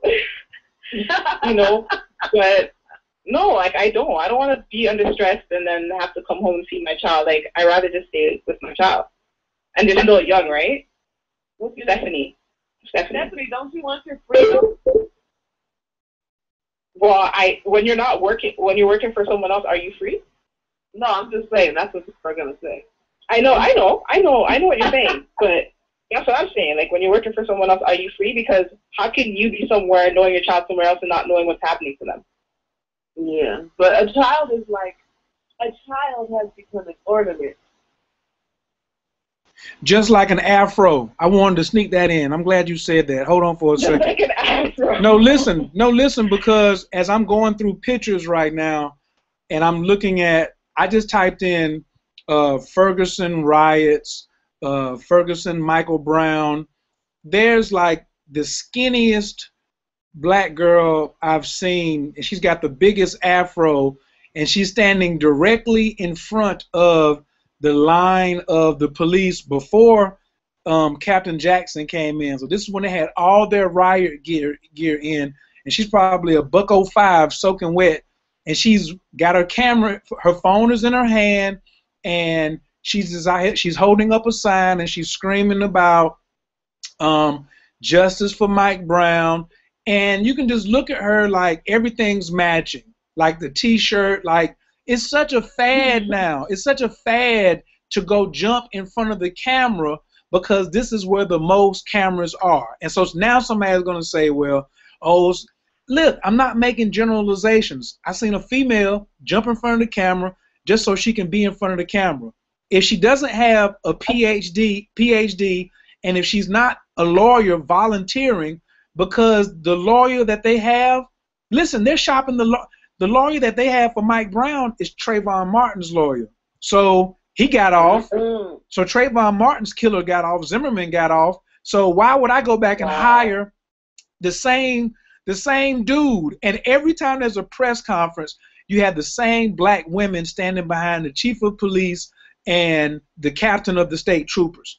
Listen, a lot of these people are doing what I call hoe testing. So ladies, the reason I'm saying stay at the house, because you're participating in a game that is not set up fairly from the gate. It's not set up like you. If we're playing Monopoly, let's say me and Ro and Stephanie are playing Monopoly, but I get to roll the dice and go around the board 4 times or 5 times and buy up property and do all this stuff and pass go, and I don't let Stephanie and Ro go, and then I let Stephanie and Rose sit down and roll the dice, it's impossible for them to win or even expect the game to be played fairly. So how is it that the same women, every press conference, are standing, these same black women, and they nod their head like it's a song? They're nodding their head to get you to nod your head. And that's why I'm saying the healthy black women who do believe in their spirituality and their feminism, and that they rule the domain of magic. They rule the domain of magic. Go home and do some rituals. And I just posted something on my page where Malik Zulu Shabazz, who is he's like the organizer of the new Black Panther Party, and you know, the black conscious people who are on the ground, and he says, somebody claimed that it was magic, but it wasn't magic, it was us. You clown, Malik Zulu Shabazz, you clown. If magic put you there, like if he got killed on the 9th and you didn't get there until 2 or 3 days ago where you could get some control, where were you on the 10th, 11th, 12th, 13th, 14th, and 15th? Your flight couldn't get flown in? You didn't have the money to get flown in? What were you doing? You know, so, and then you're going to say somebody said it was magic. Well, guess what? If somebody said it was magic, that all of a sudden the streets were calm last night, then I want to say thank you to the women who did say, I'm going to stay home across the country and I'm going to do my rituals, light my candles, say peace for Mike Brown, say peace for his family, and ask that the streets be calmed. Because okay, is he the leader in there right now? Yes. Is that good to see? Yes. Is he organizing? That's good to see. But now it's just as ridiculous for him to try to take all credit. Like he says, I'm in control and I'm controlling the flow of traffic. Well, if you're so omnipotent, where were you on the 8th or the 9th when they got shot? That's my point. So I want to make that very clear, that the magic is happening and people in Ferguson are feeling the magic because they're talking about it. Now, when somebody wants to talk down on it, it doesn't matter. It's like somebody saying, I don't believe the sun's going to rise tomorrow in the east. Who gives a flying you know what? Who gives a flying EFF if you don't believe it's going to come up tomorrow? The sun's going to keep coming up, the earth's going to keep rotating, and everything's going to keep going on in this universe. whether you want to take credit or not. So I'm not a credit I feel whore. like a lot of people in our community feel so much pressure just to exist. Like, yes, this happened. I don't want to be cold about it, but he's gone now. And it's not something that hasn't happened or hasn't been happening. Like in Toronto, like we had one summer called the Year of the Gun. And after that, they created police programs and did all this stuff because it was just crazy. These youths were going out randomly shooting people. Like most of the people that get killed is like because random. They don't even hit their target. And he's gone now. Like I put on my Facebook, you know, I want to do a community ritual, and if anyone's interested, you know, contact me. Only one person contacted me. But if you say, let's go rally protests and, you know, go buck wild in the street, everyone's like, yeah, like, you know, like, people want to get hype. But nobody wants to just, I don't know. It's really crazy. But in terms of what you're saying about women staying home, I agree. Because I also, in my job, I'm the garden coordinator where I work. But we also have a summer camp program with youth. And my boss asked me to work there this week. These children are crazy. They're crazy. And it's not their fault. It's not their fault. It's partially their environment and how they're raised. Like, they'll be doing something incorrect. How they're not raised. And how they're not raised. They'll do something incorrect. And when I go to correct them, it's like they're terrified. Like, it's like they're shocked. Like, they weren't expecting me to say, don't do that, or why, or question, like, why are you doing that? And I see the staff members watching as these kids, like, hit each other, talk down to each other. And even in the conversations, like, the staff are not even listening to hear what they're saying, if it's inappropriate or not. Like, I heard one of the youth saying something inappropriate to another child. I'm like, listen, I don't want to hear any of that. Like, just stop. And don't say that. You know, the whole thing is an emergency. The whole country is in an emergency. And we are literally walking around in you know, one of the reasons why there's not a lot of action until something horrible happens is because we cannot handle the fact that we're living in an emergency. Yes. We don't see it as an emergency because a lot of people are living a TV lifestyle. Like what they see on TV. Subconsciously, we have to know it's an emergency because it doesn't feel right. Something is very wrong. We know how people treat us. We know how we treat people. We know how it feels. It's very wrong. When you are living in a society where you pass people up on the street and you don't acknowledge them as if they don't exist, something is very wrong. Or if you acknowledge somebody and they look at you like, why are you talking to me? Who are you? Something is very wrong.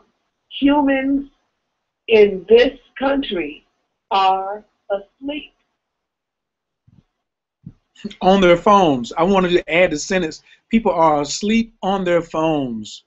That's all. I mean, everything, the phone is such a decoy to not talk to someone that it is bananas. Like, I know I was looking. Have you guys seen the movie Her? H-E-R? What is it? Yes. No. It's called Her, H-E-R, by Spike Lee Jones. Oh my gosh. No. That was an eye-opener in terms of technology and our psychological, emotional state and the level that it could take us to. It was pretty terrifying.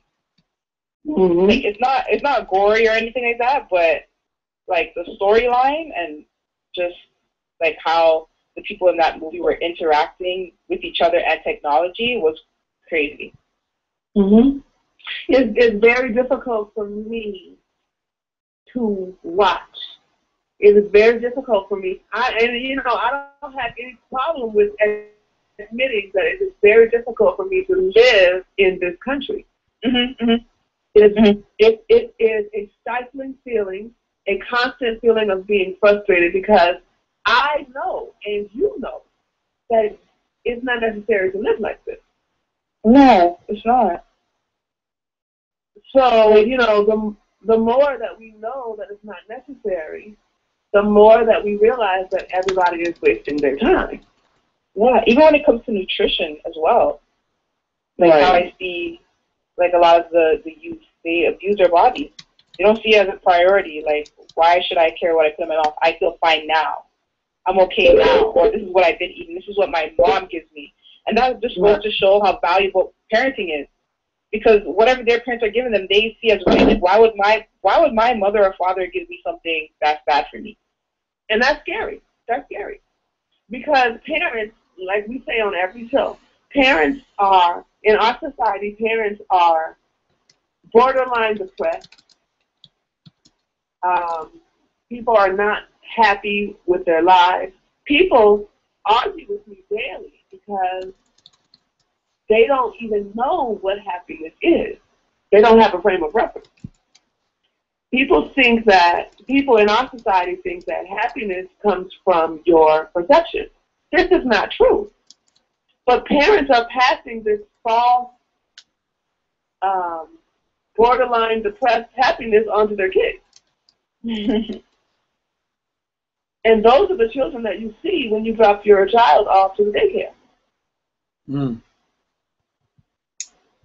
Like, how could, I don't know, it's strange to me. These parents are like, oh, bye, hurry up, go in. I'm like, what? I'm standing there, I'm late for work. I'm like, okay, bye. I'll be back. No. Like, just giving her the pep talk. Like, it's more for me, for myself, because I can't handle it. You know, like, it's crazy. It's crazy. And you're supposed to not be able to handle it. You and your children are supposed to have a strong bond. You and your children, your man, all of you are supposed to be close. But we don't encourage that. We encourage for everyone to just separate. Children are supposed to be separate from parents. Parents are supposed to be separate from each other. Everybody is supposed to be separate. And everybody's supposed to only think about themselves. And then we wonder, what's wrong with the police shooting people in the face? They only think about themselves too. Yeah. It's true. Like, when I was growing up, the police, like, there wasn't that much, even though people say there was violence, there wasn't that much police brutality or police violence, like, when I was, a younger child. Mm-hmm. It was more, like, that wouldn't be their first reaction to shoot somebody, because they kind of knew you, because they were surveilling the community so hard, and they would talk to you, and there's more conversation going on than there is now. Right. You know, and so because everybody's in fear. Yeah, and even when if they knew your parents, then they would just talk to the parents. Like, now you don't see the parents, or the parents don't want to be seen. Well, the parents are at work. They drop the kids off at school, remember? Wow. Yeah, but even if you were to call them and speak to them, they don't want to have an interaction with you. But the parents only do text now. They only do text. They only do texting now. Right. Like, on a final note, like, when I was younger, my mom, she stayed home with us, like, during elementary school, and she was on social assistance, but she was way happier. Like, she was a yeller, but I can say my mom was more relaxed. Like, when she started to work, she just became, like, I don't mean to say it's about my own mom, but she became the devil. Well, you know what? That's funny, because I wanted to say earlier that in Japanese culture, when the wives go to work, that's called devil wife. What? And, wow. Yeah, when the wives go to work, they refer to those women as devil wives, because they don't have any more patience. They turn masculine. No, oh my gosh, no patience, zero. Yeah, they don't have any more patience. They forgot about their feminine nurturing. So the Japanese men do not want their wives to go to work, because they know that their personalities will change. They're going to be devil wives. Whoa. Wow. Yeah, it's like that. I'm experiencing that even to this day. My mom has 2 jobs, and it's like she's addicted. Because my brother, both of us, I don't know what it is. I really don't. I think that's maybe she feels that that's all she has. Because my brother and I are both grown, but yet she has. My mom had 3 jobs at one point. I begged her to quit one. I'm like, Mom, just quit one. Like, this is just like it's not necessary. So she quit the one. She quit the one job because I went to work with her during like one of her jobs. I'm like, why are we here? I'm like, I'm leaving. She's like, oh, well, you're not. I'm like, no, let's go. Like, it was craziness. It was crazy. Well, let me tell you what. You can tell your mom that is called oniyome. Oniyome? Yep. Double wife. Double wife. Oh my gosh. Oh gosh. No, but it's so true. It's so true. It's turned you into a monster. I gotta get to the next caller. Okay, no problem. Thank you so much. Right. Okay. Thank you. Okay. Y'all over here just chopping it up.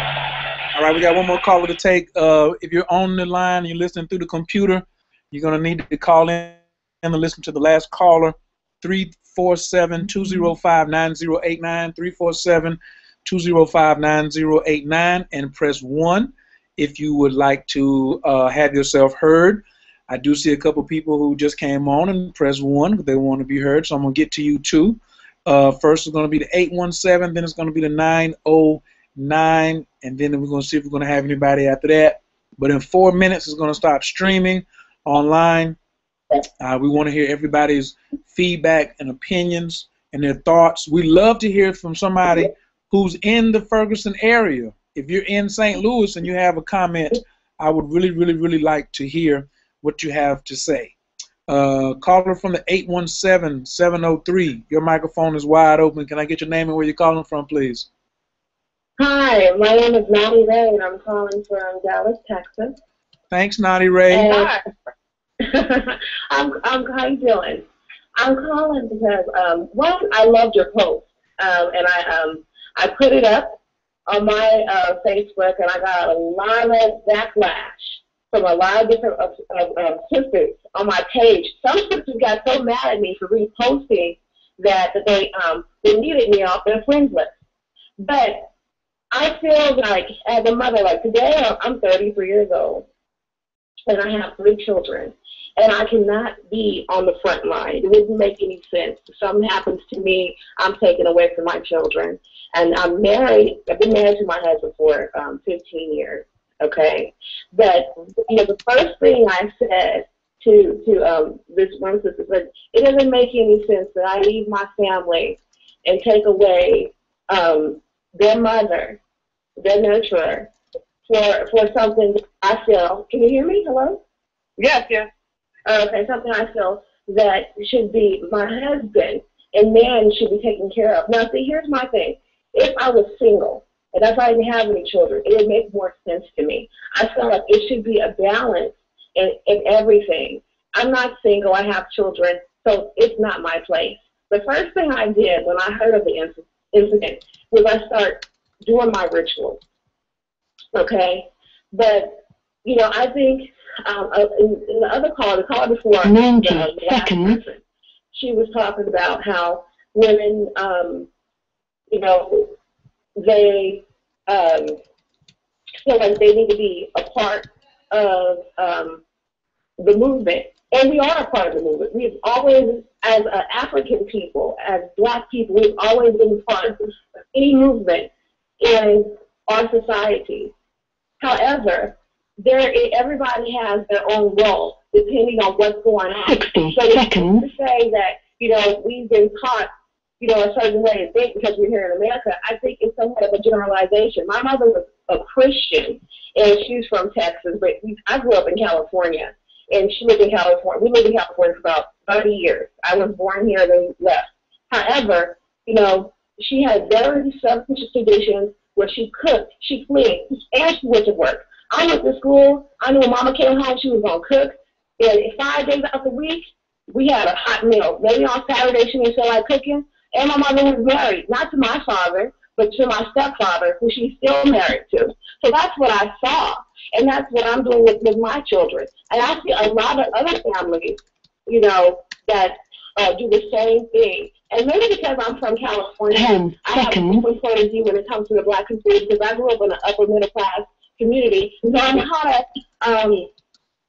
kind of detached when it comes to the way most Black women see things. Like, I don't think that it's a humongous issue in a community that women are single, because every woman I know in my family and my friends, they are with their mate. They have strong family units. Everybody in my mother's family is married. So I think some way it's a generalization when you say that this is what they're doing and this is how we see the world because we're being brainwashed. And, you know, I'm going to make another point, and then I'm going to let you talk.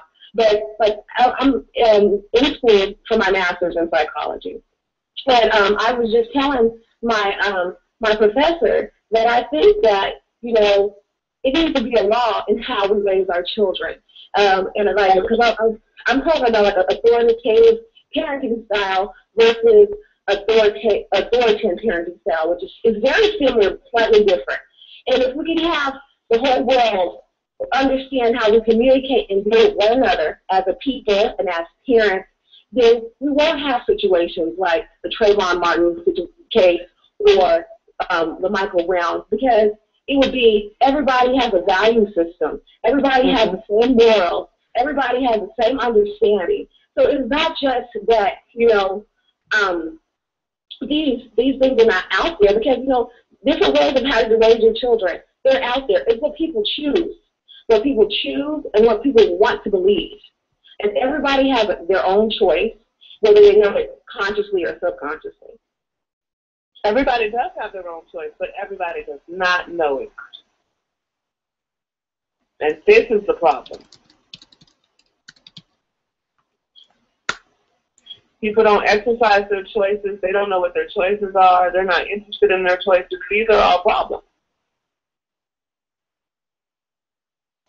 Okay, but to lash out and make generalizations and say, well, it's not our fault, it's the oppressors, to some extent, is not right. Oh, that's ridiculous. What I'm saying. I'm with you 1,000%. That right there. It's like anybody who just like does the whole victim complex. That means you make the other person the villain, you make yourself the victim, and then you sit around and wait in what I call the Messiah syndrome, where you wait on somebody to come in and save you. This is really, and I'm going to say this, y'all be like, oh my God, I can't believe this. I'm not insulting anybody's religion or nothing, none of that. But that old school religion is what's got them jammed up. And every time they screaming for Jesus, and I'm sorry, screaming for justice, I'm talking about the Black Panthers, the Nation of Islam. I'm talking about everybody that's down there. I'm talking about they screaming for justice. And you know good and well that the two things that you want to happen can't happen tomorrow.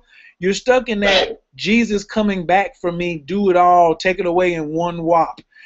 You're stuck in that the wrong format of Jesus. Jesus was all about the Christ in you, awakening for you. He wasn't about just I'm not going to do nothing until Jesus come back, because the two things that people want to happen are not going to happen. Let me just be very matter-of-factly.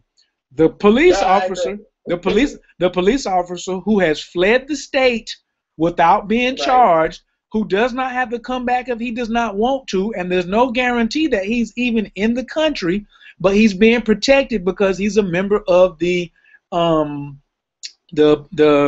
the little lodge, the little thing, the Sacred Order of Police Officers. So they have their thing, and he's protected wherever he's at. They already raised like what, $21,000 or $31,000 for the police officer who was accused, and that's one. He's not gonna come back and just say, look, I'm gonna kill myself, because that's what everybody really wants. Like most of the Black people, to them, justice is they want him assassinated, or they want him to end up dead somewhere. That's what they want. That's not going to happen. Two, the trial will not even happen in Ferguson. You heard it here first on Man Lee's Radio, because there's so much media coverage and the town is so small that the trial will not even happen in Ferguson, Missouri. And if it did, you wouldn't have but one black person on the jury because nobody's a registered voter. They're only gonna remember to be on the jury. You have to be a registered voter. They're looking for your voice. VO in vote is the VO in voice. So you haven't expressed your voice through voting or through political means. The officer is not going to kill himself. Nobody can find him and kill him. So what justice are you looking for? And then you have the same sorry-ass lawyer who couldn't even get Michael Zimmerman convicted. That's the first thing I said. You couldn't even get. Why are you going to take a lawyer that lost? He lost. Why are we taking a lawyer that lost? Because he wants the publicity, because he made a lot of money. He made a lot of money off of Trayvon Martin going on TV shows. So like when they asked Trayvon Martin's mom and daddy to come on a TV show, you have to pay them. So since he's the attorney, he brokers the deal. So he's now an agent. He's an agent. Like in Hollywood, you can't do a movie deal without an agent, which is normally an attorney. So, and they talk to one another because most of them are, especially black attorneys in North America, most of them are Alpha Phi Alphas and members of the Boule. So they're talking to one another. They're talking to one another. So that's how he didn't get picked. He picked himself and was like, hey, you know me, don't you? And look at Michael Brown's mother and father. Do they look like they have money to afford an attorney to go up against the state? They do not. They do not. And then, as Rose said earlier, let's look at the intelligence factor. Did you know that? I know she was emotional, and I know she was, upset when her son got killed. But she even said, if anybody was going to kill him, let it be me. His life was mine to take.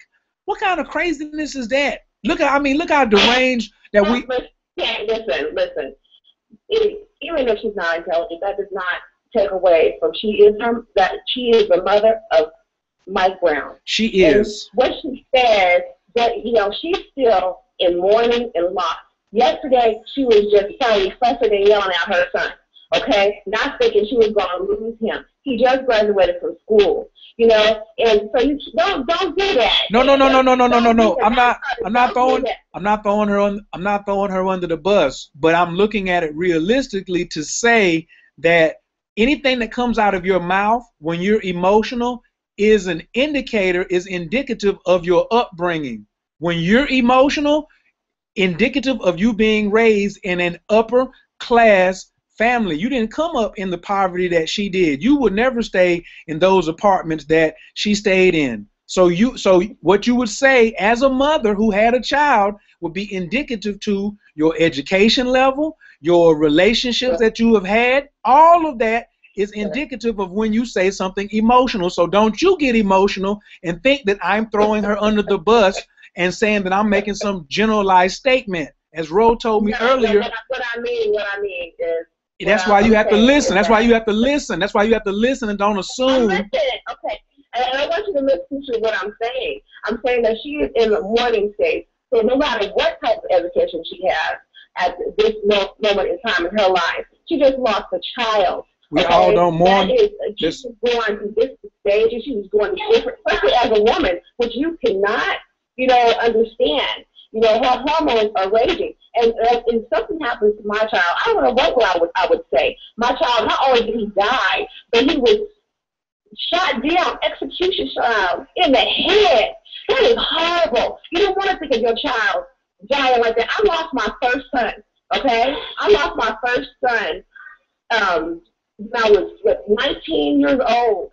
And I had a miscarriage, a late miscarriage, and he died in my arms. Okay? Nobody understands how it feels to lose a child unless you lost a child, especially when you have to bury them. So what you go through emotionally, it doesn't really, it has nothing to do with your education. She could have said anything. I mean, I've heard people who have more education than me say some things that I've never heard. I would never want to reiterate. So that's not fair. I'm just saying. But I appreciate you guys taking my time. I don't want to hold up call too much longer. But I just wanted to say that I know how to shoot a gun. My husband makes sure that I know how to shoot a gun. We have, but I think it's important for, if you're a mother, to stay at home, and I totally agree with that. And to learn the ritual. Thank you. I appreciate you calling in. Thank you very much. Thank you. Bye-bye. Thank you.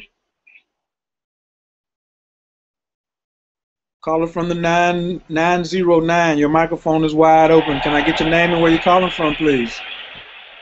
Hi, this is Tiffany. I follow you on Facebook. Thank you, Tiffany. I'm from California. Hi, everybody. I can only, I have 3 sons. One of them will be 19. One is 3, and my middle son passed away a couple of years ago. And then I can only talk. I don't have a husband or anything. I'm a single mom. I came from a single, parent background. Basically, it was like my mother and my grandmother raised me. My dad was in and out out of jail my whole life. And I know, I didn't grow up like in the projects or anything like that. My grandmother basically made sure I, went to private school and did the best that they could. But if I wanted to step outside and do me, I still did it. But being a parent that lost a child, and I've seen my child take it, their last breath, I know it hurts. It's like the world stands still right then and there. You can't see, you can't hear, you just blank. And I was here in California because I grew up here, so I was here when they had, the riots when they had out here. I was young, I was in high school, and I never forget everybody was, going up and thrifty, CVS, taking everything. People was running down the street with couches, and, people were taking stuff. It was really, really bad.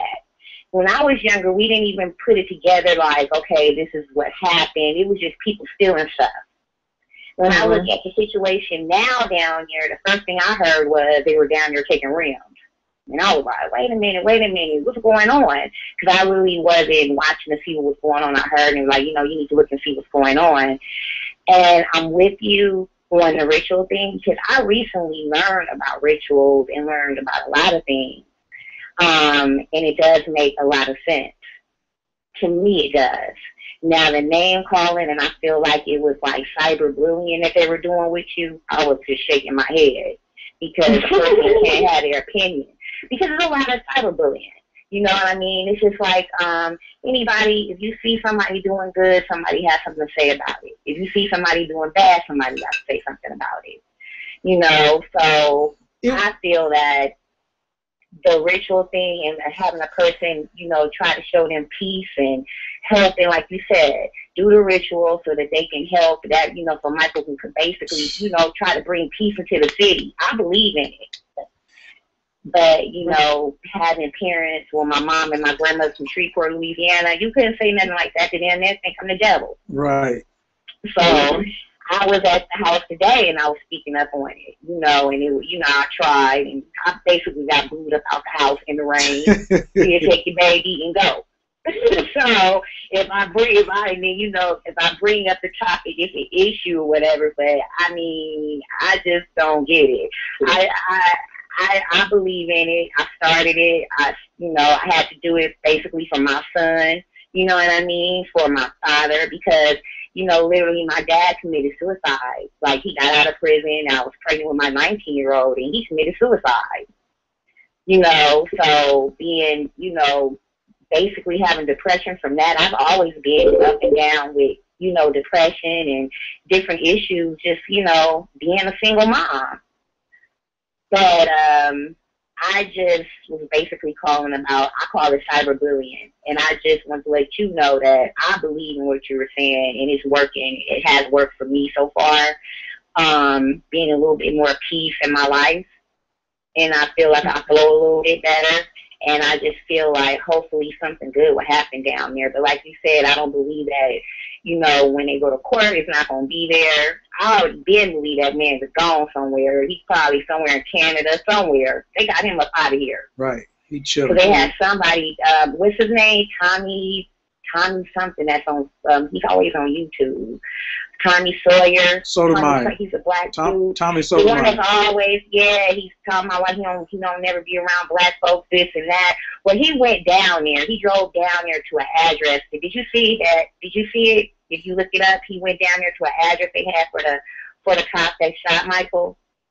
Oh no, I didn't. He showed up there. Mm-mm. Yeah, he recently went over there, and it was like these two white ladies came to the door, and basically he was like, look, we don't know nothing about nothing, and he don't live here. So, you know, I guess I tried to give out an address and whatever, but he doesn't stay there. I just, you know, I feel really bad for the mom, you know, and I think what she was trying to say was, you know, you know how black women are, you know, I made you. You know, they get mad at you. I remember my mom, they cuss you out, they get mad at you, and then it's like, I made you, I take you out this world. I think she meant something like that. I'm sure. You know, kind of like that saying when she said what she said. Do you understand what I'm saying? Totally. I totally listen, you know, I totally get that. And I'm not, that's, like I said, the last caller took me out of context whatsoever and just jumped the fence. No, I'm not taking you out. I'm talking about the last caller. The last caller. I know what she was trying to say, and I know what the lady was trying to say too. Because if you look at the mom, I didn't even know that was his mother when she was, you know, out there, and, you know, when she was first talking and everything, and she looked distraught and whatever. Then a couple of days later, you look like they kind of like, okay, it looked like they had somebody like a piece. They had somebody talk to her. To me, it looked like the dad ain't in with the mama. It looked like, you know, when this happened, they pulled them together real quick. That's right. I was looking at that. They pulled them together real quick. That's a whole nother, and just like the Trayvon case, the mother and the father are not together, because the first cat who held up the sign, he says, a police officer just killed my son Michael Brown. He was the stepfather.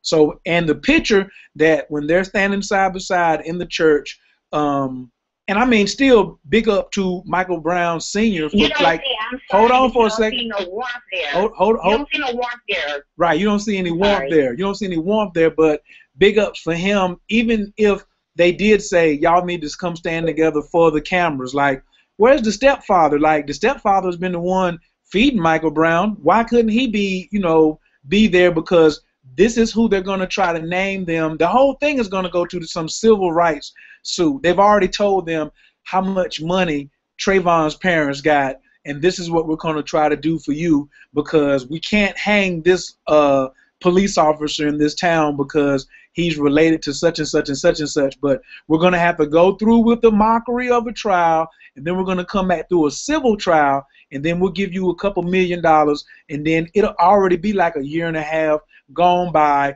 and then you can, you know, you're going to make some money for making appearances on television shows. It's going to be played out exactly just like they played out, and they had Trayvon Martin's mama going around and Trayvon Martin's daddy going around. It's going to play out the exact same way. But my piece is about, I want to go back to the topic of the show.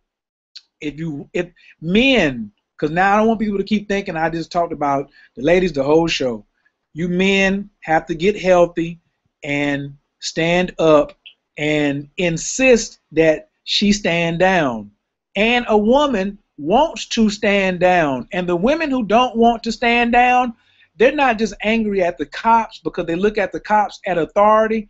They're angry at all men that have been in authority over them and mistreated them their whole life. And I know 1,000 of those women who are like, you know what, you don't tell me. Like, anytime they see a man, they're saying, especially a police officer with a gun, yo, somebody's got a gun, he's in charge. And when somebody wages war on you and you don't have any weapons or any type of defense, and your numbers, like, it's 5 of them and 1 of you, every video that every person is posting on YouTube right now where they're showing police brutality, guess what? When one police slams him to the ground, it's at least 6 of them mobbing on him immediately. We're not mobbing on nobody like that because we don't have the numbers and we don't have the training, which is back to my basic premise of, ladies, you distract us from being in our full warrior mode when you're right there standing with us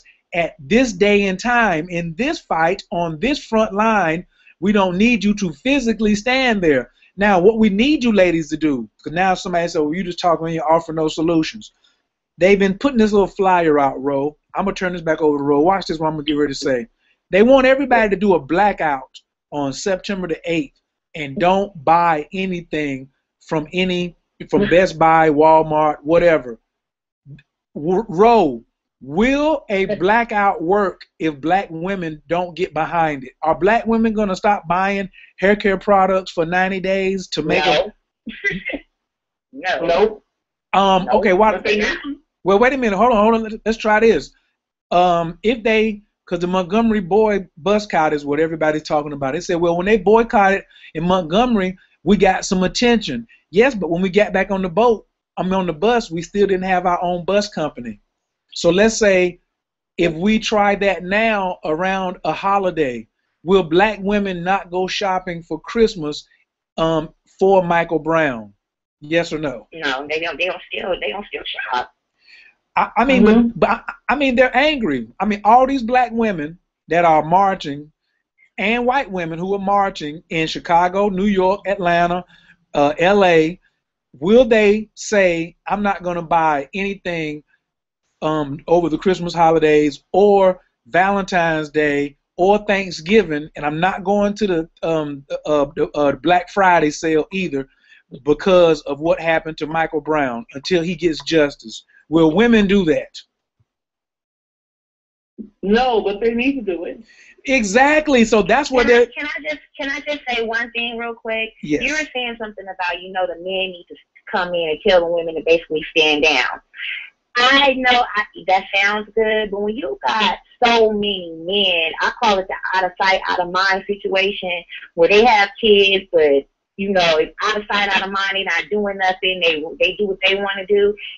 I mean, if they see these women that's going to be in the front line like that, and there's a lot of men out here that's not doing anything for their children, or really not even on the other side of the woman to help, what makes you think they really gonna sit there and tell these women to back down and just, chill and we'll take over? Because I'm not. There's not a lot of real men out here too much no more either. I'm not. Excuse me. Women need to stop saying that. Okay. I'm saying this because it is true from what I'm seeing. From what I'm seeing from down here where I live at. Listen to what she's saying. Listen to what she's saying. Listen to what she's saying and stop trying to prove your point. Just listen to what she's getting ready to tell you for a second. Yes, your words have become your reality. You have to stop saying that. Men are not evil. I never said men are evil. I say that me actually. I said if there's a lot of men, evil never came out of my mouth. I say when you have a lot of men. Okay, listen, I can tell you this. Well, I tell you all for me. I know for a fact that if I put my behind on the front line and went out there knowing I got my sons, knowing I got my 3-year-old, that nobody else needs to, I do everything for mine. And I was out there and something was to happen to me, I know that my child father, if they was to see me out there, you think they would stop? They would be like, let her go on. They would not stop me. I'm just saying, I can speak for me. Would you listen to him? Would you listen to him if your father? Listen, hold on, let me answer this, Ro. Yeah, I would. If he shows up, he ain't been doing nothing for you and your children or anything, and you find your way, leave your children here, and wherever you stay at, and go to Ferguson and be on the front line in Ferguson, and all of a sudden you bump into your baby fathers, and they be like, get your ass in the house with them kids. What are you gonna tell them? What you gonna tell him? What you gonna tell him? Don't say nothing, Ro. What you gonna tell him? Me personally, I'm not gonna sit on the phone and lie. To me, knowing that, you on the streets, I wouldn't be out there. I'm sorry, that's just me. I wouldn't be out there.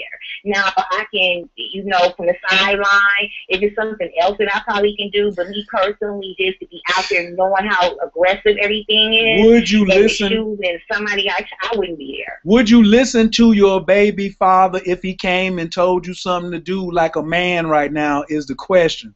if you was down there. Don't try to squeeze out of the question because you say you wouldn't be down there. Squeeze out the question. Yes, you did. I asked you if you. It probably depends on the tone. There we go. You gonna sit there and keep yourself in danger way because of the tone that he's talking to you. At that time, it depends on the tone. You know, that's just like if anybody. If you talk to somebody, if you talk to somebody in a right way, that's how I feel. You have to listen to what you're saying. You'd rather be right than safe. No, what I'm saying is I know personally, I told you up front, I know I wouldn't be out there. It's not for me. No, but you said it depends on the tone. So what he was saying that if your baby father was out there to get your ass home, would you go home? Now, if he was out there, like, okay, well, on the tone. I said if I was out there, what you're saying is you should go home. You would probably go home. Okay, but it's probably being me and okay. That's I'm just saying, how much does the tone matter?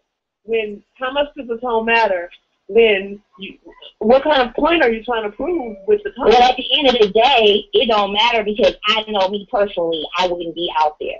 I wouldn't be out there with all that. I couldn't be out there. You know, I couldn't be out there. And they don't care. They shoot. I couldn't be out there. So if he came, like I said, so he wanted to come back into the house and get back in the house. Okay, no, it's nobody. See, the thing with me is it's not coming back in the house because, like I said, I'm a single parent. And I don't go back and forth. I'm one of those women. I don't talk to mine. I do everything that I have to do. So he can't come back in now. So in a safe environment. So because his father is not that type of dude that I can go back and forth on the phone with and conversate with. He's not right for my child. So the safety of my child is important. If your father. So if he gets the book, man leads and says, I'm going to come back in the crib and start leading and come back into my child's life and your life, then what you going to say? To be honest with you, my situation with my son right now, father, yes, I have son fathers. I would never, it could be no book that he could read for me to be back, you know, to go back with him. There's not one book. And this is not because, we had an argument, it was nothing like that. This man put his hands on me when I was pregnant with my child. You know, so I was in the hospital. So that's something to me. You know, I was pregnant, stomach out and everything, and you was drunk or whatever the case may be, and you put your hands on me. So it's not a book that he can read to me for me to go back with him. I don't do that. I don't go back and forth like that. And that's the first time a man ever put their hands on me. Mm-hmm. So in my book, you know, I don't know. Some women, they do go back and forth like that. I just wouldn't. I mean, when you do that, to me, you don't care about me or my child. Safety is more important. So I hope I'm not getting, you know, looked at crazy or, you know, like, oh, you know, because of the book situation. No, I wouldn't go back with that man. Right. That's just me. You know, if you put your hands on me, you know, and it's not, oh, you know, and then you put your hands on me, you did it in front of your own mother, and when your mother tried to stop you, and you slap your mother down, if a man slaps their mama down, you know they don't mind killing you. So here's my, I mean, how did you miss all those yellow signs though? Because when you met him before y'all started having sex. When my child passed away, I was really, truly deep down in depression, and he was somebody that I kind of like, you know, I was like, okay, I want this out of my mind. I don't want to think about my son no more. I was kind of trying to go out with him, and some things wasn't really right. It's like... and you picked an unhealthy man. That's why we recommend the book to you, so you don't pick unhealthy men anymore. Yeah, listen, I'm going to tell you something about me right now. I'm very happy. I'm glad that at the end of the day, that situation happened for me to uplift myself, leave, get the things that I could, put in my car, and drive pregnant after I got my butt out the hospital, clean from Michigan, all the way back to California on my own, and start over my life again. And guess what I did? I ended up going to nursing school. I just graduated. I've done a lot of things that I think I probably wouldn't have done if those things probably wouldn't have happened. They opened up my eyes. Do you have and therefore, when it comes to men, you know, I'm very content where I'm at right now. I'm out of school. I know what I have to be focused on to make my life. And then, you know, once I think once I get myself all the way together, spiritually, everything, then I'm ready. I don't want to go into anything and I'm not completely ready yet. That's just how I feel. But I know what I want and I know what I don't want. And right now, I'm all right with that. Because right now I have to focus and raise raise my son. So don't you? Okay. Go ahead, Ro. What is your name? Tiffany. Tiffany. How is your femininity with all of this stuff? I'm not going to even lie to you. I used to be real, maybe because of my grandmother. You don't need no man. They ain't crap. Woo. I used to have that bad. I'm not going to lie to you and sit there and say I didn't. I had that bad. Let me tell you something. It is very difficult for me to listen to your voice. Mm-hmm. Your voice is extremely harsh, and it sounds scary. That's crazy. I've never heard nothing like that before. Okay? It's probably because the people who you scared didn't tell you and left. No, really, because I can tell you this right here. I have ex-boyfriends that are married now, live totally different states, that we are really good friends. So therefore, they know me as being a good person. The way that you talk is dominant, masculine, and scary. Your voice, the way that you talk, the way you use words, it is scary. The way I use my words? Yes. Because I told you that basically I left the situation. No. It's your tone. It's your tone. It ain't got nothing to do with from your voice. Yeah, the energy coming from your voice. The energy coming from my voice? I'm lost. I'm just thinking I'm holding a conversation with you guys. Okay, we don't just hold conversations.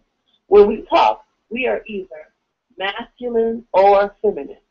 We are either dominant or soft. We are either nurturing or not.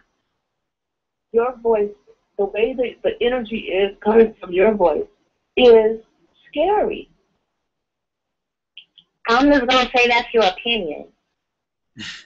Okay. That's your opinion because, you know, as being a black woman on the phone talking to another black one, I feel like you trying to put me down. And that's something that I don't do. I'm not the type to put nobody down and sit there and get on the phone and say something negative. I would never say anything negative to you. I think you will be all right. I think you will be all right. But somebody be all right. Somebody has to tell you. Somebody has to tell you. I mean, and you're the first person, but it's okay if you feel that way. I don't feel that way. I mean, but listen. He's It's recording this. It's going to be on YouTube, so maybe I can play this back to somebody and let them hear it and see what they think. Or what you think, because my voice doesn't sound the same. My voice doesn't sound the same when I'm listening to it as when I listen to it and play it back. And when people are giving me feedback, sometimes I may not smell my own body odor or my own breath. So when somebody comes, wait a minute, but listen, for somebody to sit there on the phone and tell you that you sound scary. Yeah, no. But she's not saying that you are a scary person or that you sound scary all the time. I know exactly what she's saying. But listen what you're doing. But listen what you're doing. But listen, you're talking over me now. A man who's not being offensive, who's not being insulting. And you're being defensive, and I'm not trying to be offensive or talk down to you. And you're not being to me, and you can ask as many men as you want. It's not feminine to us when we're talking and a woman talks over us. Especially I'm running the thing and I'm being in control of the show to make sure we don't have a party line. I'm making sure that nobody disrespects nobody. If Ro was disrespecting you, I could mute Ro's mic because I'm the watchdog here. I'm the protector of everybody. So even if I felt that, and there you go again. Just listen for a second. I'm sorry, babe. This is another thing. Yes, it is your show. I was commenting on one thing. You asked me a question. I commented on that. I just gave you a scenario. The reason you brought up the book situation where he brought this book, you wouldn't go back. No, that's the reason why I brought the scenario.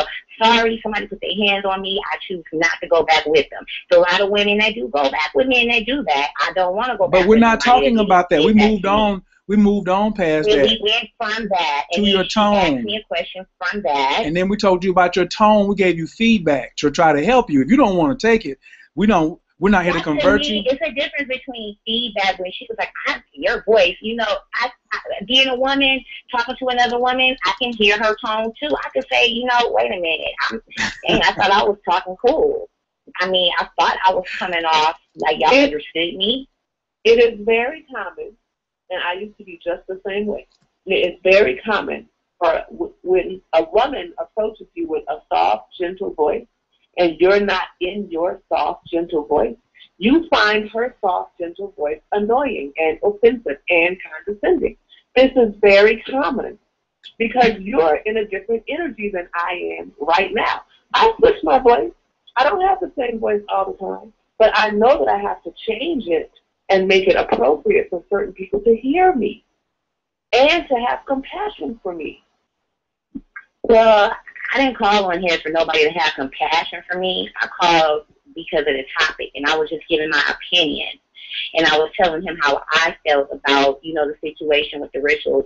And another thing, you talking about spirit, I don't think I talk in a I don't know. I never had an issue. I've never heard it before. You're trying to say, well, maybe it's the first time somebody said it to you or whatever. But, you know, I'm going through my own thing spiritually and I know me. One thing about me, I never want to be negative towards anybody. Okay. That's not my style. Well, thank you, because this is the most I can go. This is the furthest I can go. Okay, well, you know what, you guys have a good night. Thank you, Tiffany, for calling in. I appreciate it. Thank you. Caller from the 404-855. Your microphone is wide open. What's happening? What's your name? Where you calling from?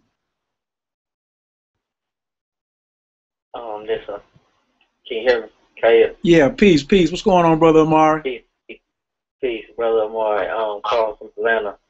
I just want to say I've been listening to everybody tonight, and I just think that one, we got to kind of first, you know, consult with the spiritual forces and the astrologists before we approach anything in life.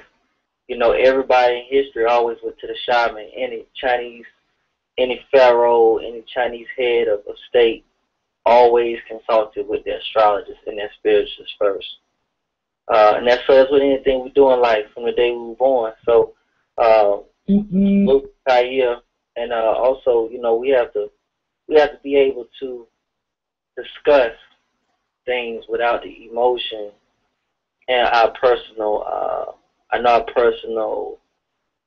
hurt comes into play when we discuss things. So it's unfortunate sometimes because we don't get enough of these forums, so we have to try to speak on a lot of things, and it invades the topic that we're actually discussing at hand. So we probably need, you know, more of Khayr, probably, you know, people sending in the questions, and to get all the questions out first before we actually start to have people talking to each other.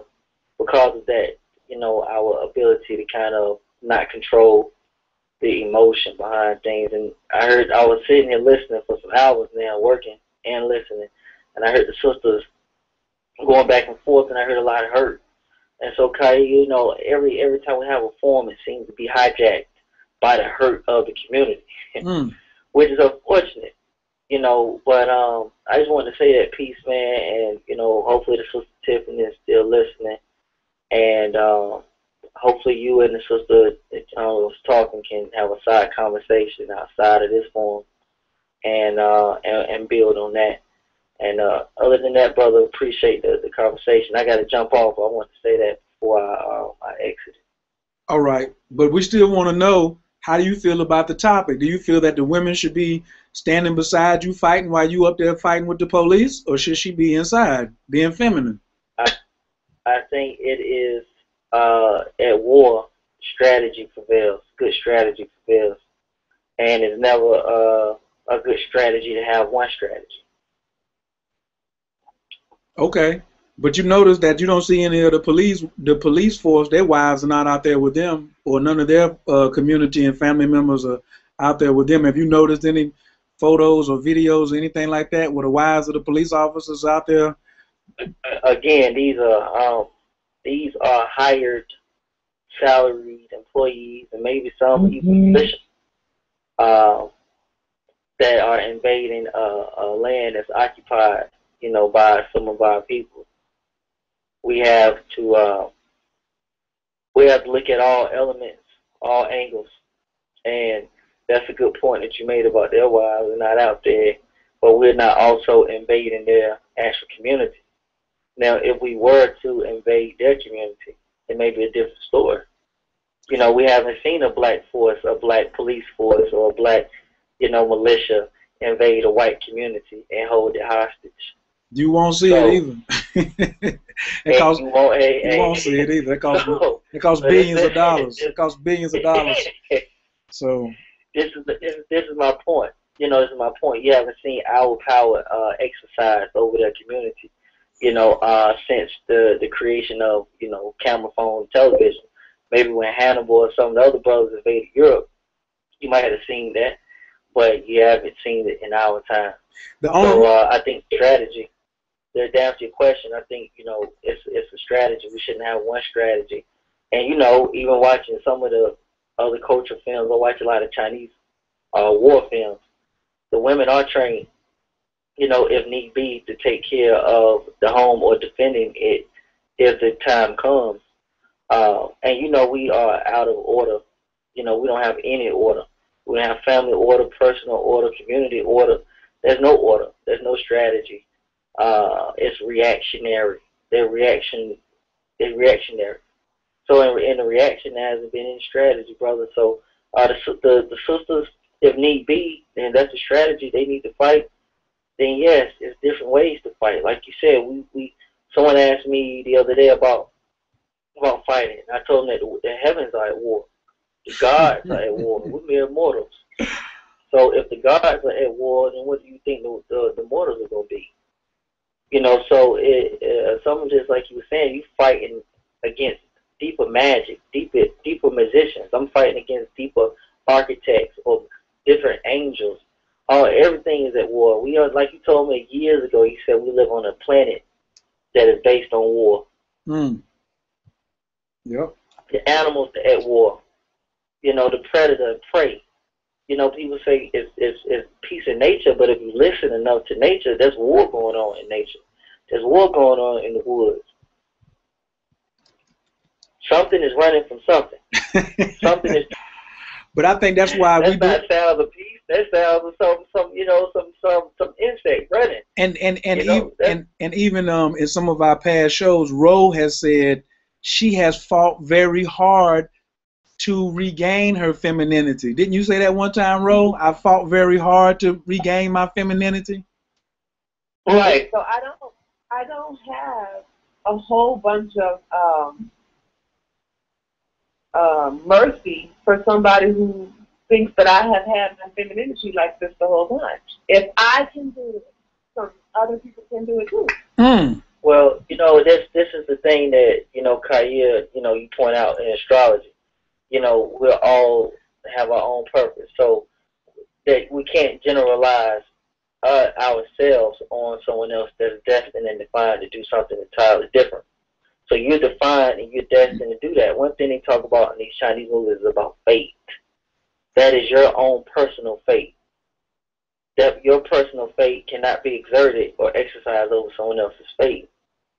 So that's a personal entity, and as you get deeper into the, our birth charts and things, we're all defined to do something different. So you may find that route. Someone else is going to find a different route.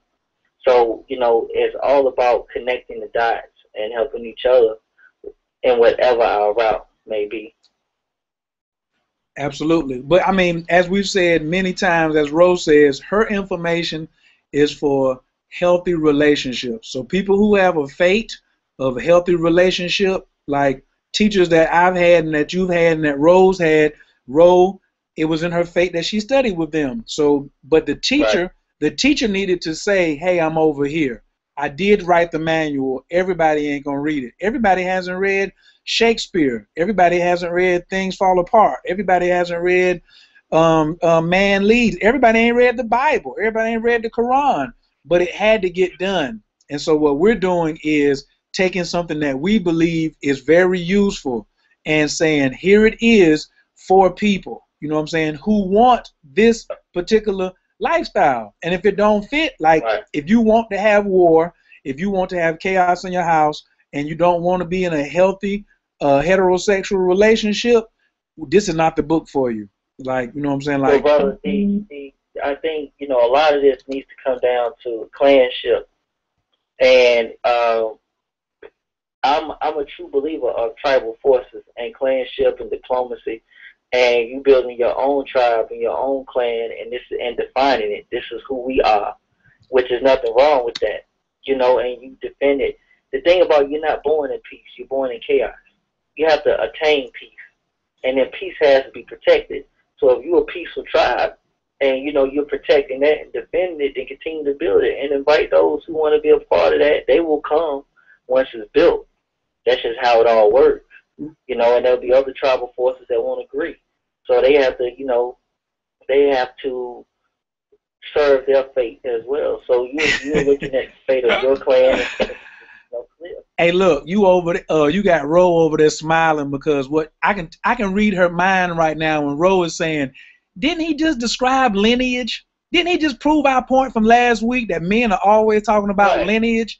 Ro, what did he just break down lineage, Ro? Did he just tell us about how a man really feels? That sounds like a healthy man. He talking lineage. He ain't talking about nothing but lineage. His last 3 minutes, it was all lineage talk. That was all lineage, bro. That's my bra right there. Yes, that's right. A man who recognizes that his lineage is what's important to him. And that's why we had to show men like me are saying strategically, I want lineage, and I can't have lineage if my woman is getting shot at by my enemy. She can't. I just want her to stand over. You know that the clan Chief Farrakhan, and you see how Minister Farrakhan moved. He moved and still in the same fashion, sort of how Elijah moved.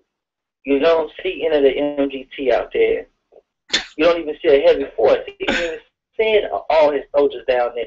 He has a elite force that he can actually send to Ferguson. He strategically didn't. Right. You know, so there's a reason why you don't see them there in that presence. He got enough soldiers to surround every police out there. He made a tribal decision not to. Right. Exactly. You know, whether you agree with Chief Farrakhan or not, you know, he has a tribe. You know, and he's not gonna. He knows exactly about warfare, and it's a reason why, you know, Allah has said, don't have things on you that can agitate these forces. Because you don't want to activate these forces, especially when you're not prepared to deal with that force and that energy force. You see, so war is an energy force. You're not ready to go to that point. And so, like you said, it's been a ceremony out there of, it's a ritual, sacrificing these lives. And that's why I sent you that. Yeah, it's definitely intentional. And, you know, you definitely got to keep the women at home. You already have what we call, if you're not in a clan per se, a structured clan or civilization or civil order, you're what they call a savage. You understand? And savages are like nomads, or they don't have that structure or their order, you know, and they're easily cherry picked. And so what you're looking at right now is a cherry picking. They pick either any one of them, women or men out there in the protest, and they just take them. They cherry pick. You, time for you to go. You, let's take you. You, let's shoot you. You, let's rescue you. It's just cherry pick. It's a field day. It's really the worst form of military strategy available. You know, it's a savage military strategy. And that's why savages usually are easy to get wiped out. So, yeah, got to protect the women and build that clanship and that civil order and that defense mechanism. Or else, bro, we can have this conversation, which I don't even always agree with these conversations that be having. I think we probably, need to focus on, the tribal forces and building up the tribes. Absolutely, big bro. Well, I think that you would find that Rose book, Man Leads, I think that you would really, really, really find a lot of various strategies in there. Like you said, not just one, but I think that she has done a wonderful job of making a contribution to to the topic tonight, because I couldn't have done the show without her, and she's doing an influence herself, because you gotta have the wisdom. You understand that part too. You can't just have the knowledge, you gotta have the wisdom as well. But when the wisdom is misplaced, I think that's what the show is really about. When the wisdom is misplaced, and that's what the show every Wednesday is about, is when Well, two things, bro. I'm gonna cut y'all. I gotta roll with two things before I get out of here. That book should be in every barbershop and beauty salon in our neighborhood. Those are the two places that has always been, the support of the black community, or that foundation or anchor. As well, I think we gotta build those elder councils again. We gotta have the youth groups and the eldership has to be brought back, where the elders of the community gather.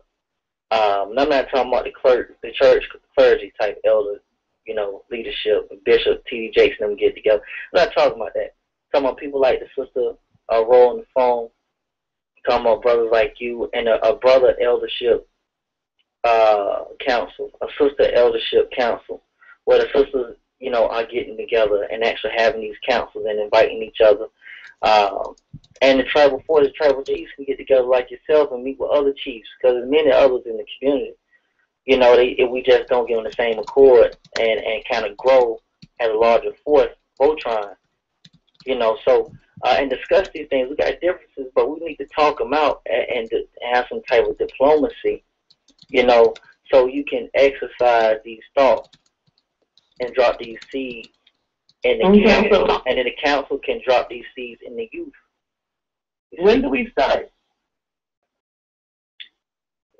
The councils? Start to invite people. We got it. It's a relationship. Khayr is big on relationships, but then relationships have to be built and earned, and trust got to be built. So I would say, set dates, and we have to start to invite people, 2, 4, 8, 10. I would say, do it that way. Yeah. Every mother has a grandmother, and every mother has, a daughter or a son. And the good thing about clanship is that there's a structure where the elders are respected, and you bring your children. People bring their children to church, and the children don't really like to go to church, but they still have to go. So why not bring your children to, a place like, when you're discussing these things, so they can see the elder people getting together and being serious. And then there's also training with them. At some point, those children have to come up and know they're taking the place.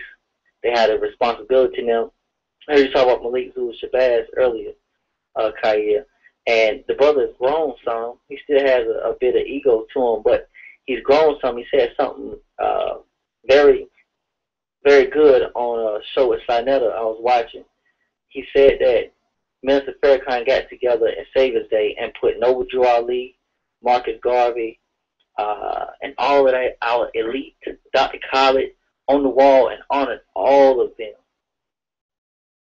And I thought that was very tribal. I think, Minister Farrakhan, to do that, to take the tribal chiefs of these different war tribes and acknowledge them and honor them as a chief yourself, that says a lot.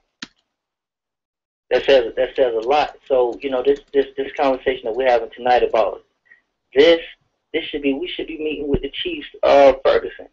The first thing I ask is, where's the chiefs at? Where the leaders at from that community that make decisions and their sons follow them? They don't have any. They don't have any organized And see now which is one of the problems with people coming in, and everybody wants to go to Ferguson like Ferguson was so organized. That's the hypocrisy of the whole thing. Is Ferguson had no leadership, they had no political voice, they had nothing but a bunch of unemployment and a bunch of cats getting pimped. So I said two things yesterday. Two things that needed to happen. One, we need to address why was the brother stealing. So we need a actual youth program in Ferguson. That's saying to me that if the brother out stealing, smoking, stealing cigars, that's telling me that they lack the actual, influence of some strong brothers like yourself in that community. One. Two, they need a Ferguson political party to immediately vote out all of them crackers in office in Ferguson. Those are the first two immediate things for every celebrity, everybody that's coming. First, they need to give to two different programs. One is the group program, and they need to give to the Ferguson political party. Them are two things they need to form immediately. Woo! I can't do no. Then they need to have a police, an actual citizens police organization that will arrest Darren Wilson if he ever steps foot back into Ferguson suburbs. He ain't coming back. To me, I got $2, so he ain't never coming back. That needs to be known. They're going to have a citizen arrest, or a citizen arrest board, or a citizen police force, which you can legally form, and they need to let it know that they will arrest Darren Wilson if he ever comes into that county or into that area, or any other county. We need to be able to have every black place where we stay. We need to be able to say it's a citizen's arrest for this person.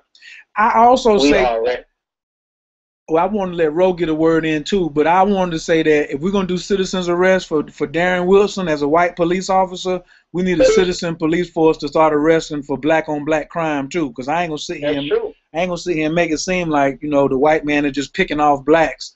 It's some blacks picking off blacks. But then what you going to do with, so then we got to, if you're going to do that, brother, then you got to have some type of what you deem as illegal, because, then, you got to arrest the weed man. You arrest the weed man, it's going to be an uproar.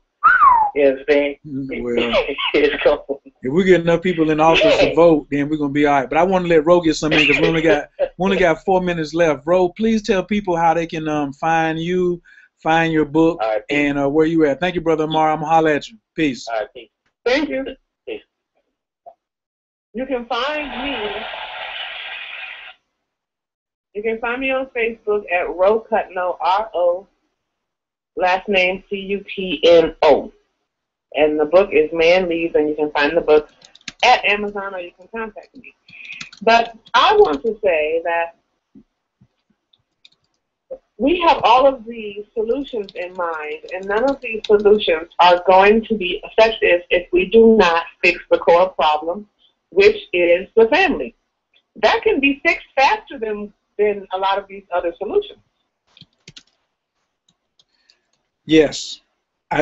Root cause therapeutics. That's why I had you come on symptometry. You are offering you going to the very root. Like all of those things, if the family is fixed, we don't need citizens arrest. If the family is fixed, we don't necessarily have to vote out, as as Amari said, right, vote out the folks. You know what I'm saying? Because the family is dysfunctional. And totally, which is one of the reasons I'm behind the book. And just the ideal of the book is because I am a recoverer. I'm a latchkey kid coming from a dysfunctional family in the Reagan era. So I know how much work I did on myself and the people who have collectively helped me. And I consider myself very blessed. I definitely must have some fate to give back. So that's why, I'm in the same boat. So if somebody wants to team up with Coach Khayr, you can catch me at CoachKhayr.com, Coach Khayr on Instagram, Moon Magic. If you don't sign up by in the morning, moonmagic28.info. We'll see you again September the 16th will be the next day that opens back up. And yeah, you can send me a friend request if you want to on Facebook. I definitely appreciate Ro for coming on the show tonight and rocking with me over there in the co-pilot seat while she was texting on her phone, because we can hear your phone buzzing every time. Thank you for using Blog Talk Radio. Goodbye. Boom, boom. Hey, she was over there texting and we heard it, but it's okay. She was, you know, something happens. I'm over here texting too. My phone is right here. Wow, you see that one love, baby? But I got to turn it all the way off. You can't hear it vibrating. But check it. I appreciate everybody who came tonight. Check this out. 5 viewers. Yo, if you're my Facebook friend and you're watching me on Facebook now, you stayed all the way to the end, send me a message. So I want to know who's is checking me out. If you're not my Facebook friend, send me an email, coachkhayr@gmail, or follow me on Instagram and was like, yo, I peeped your show the other night. It was all right. Or you can say it was whack. Or tell me what you gained from it. And if you're really my friend, you can post on my Facebook page and say, oh, no, you don't, because I got that shit down. But I do have it if you're my friend where you can post on the link when I'm advertising the show. So if you want to do that, I appreciate it. If you need an astrology reading, you can go to coachkastrology.info, Coach K Astrology, learn your history. If you don't want a reading and you just want to see what it's about and what you get, go over to the site and check it out. You want to leave a note for Coach, I'm right there on my site as well, Twitter, all of that good stuff. Praying for the family of all victims of all brutality. All brutality, I'm praying for people.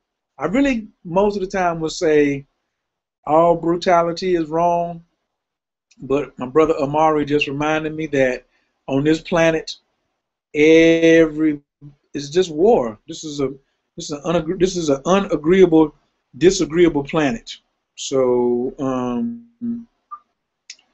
that's the best I can say about it. So I just pray for the light to go to those who have been tragically slain, to the families of those who still suffer emotionally for various reasons, for the mothers who have lost, for the fathers who have lost, just all the way around. I really feel that as a society, we should study death more. I really feel we should study the subject of death, okay? Like, so we won't be so ripped apart. So when you're ripped apart by things you don't study, and if you're just religious and death comes, you're going to be ripped apart. So there's no such thing as death, period. So somebody says, what happened to Michael Brown? He transcended the energy from his body. He lost too much oxygen, and his soul left and energetically went somewhere else, into another dimension. Other dimensions do exist. Whether you want to call it heaven or hell, or the astral plane or whatever, it still, or the dream state, it still exists. All right? So you just got to study more, man. You got to study more. But it can be horrific on the other side after what we call a physical death. But energy can never be destroyed. It only move to another place. So, and researchers said most of the time you reincarnate here if you haven't escaped the cycle of life anywhere from 10 days to, I think, 5 years, right? And 10 years for sure you done reincarnated back if you're coming back. So I know my daddy's probably back around here somewhere kicking up dust. So yeah, that's a possibility. All right, I'm gonna holler at y'all. Peace.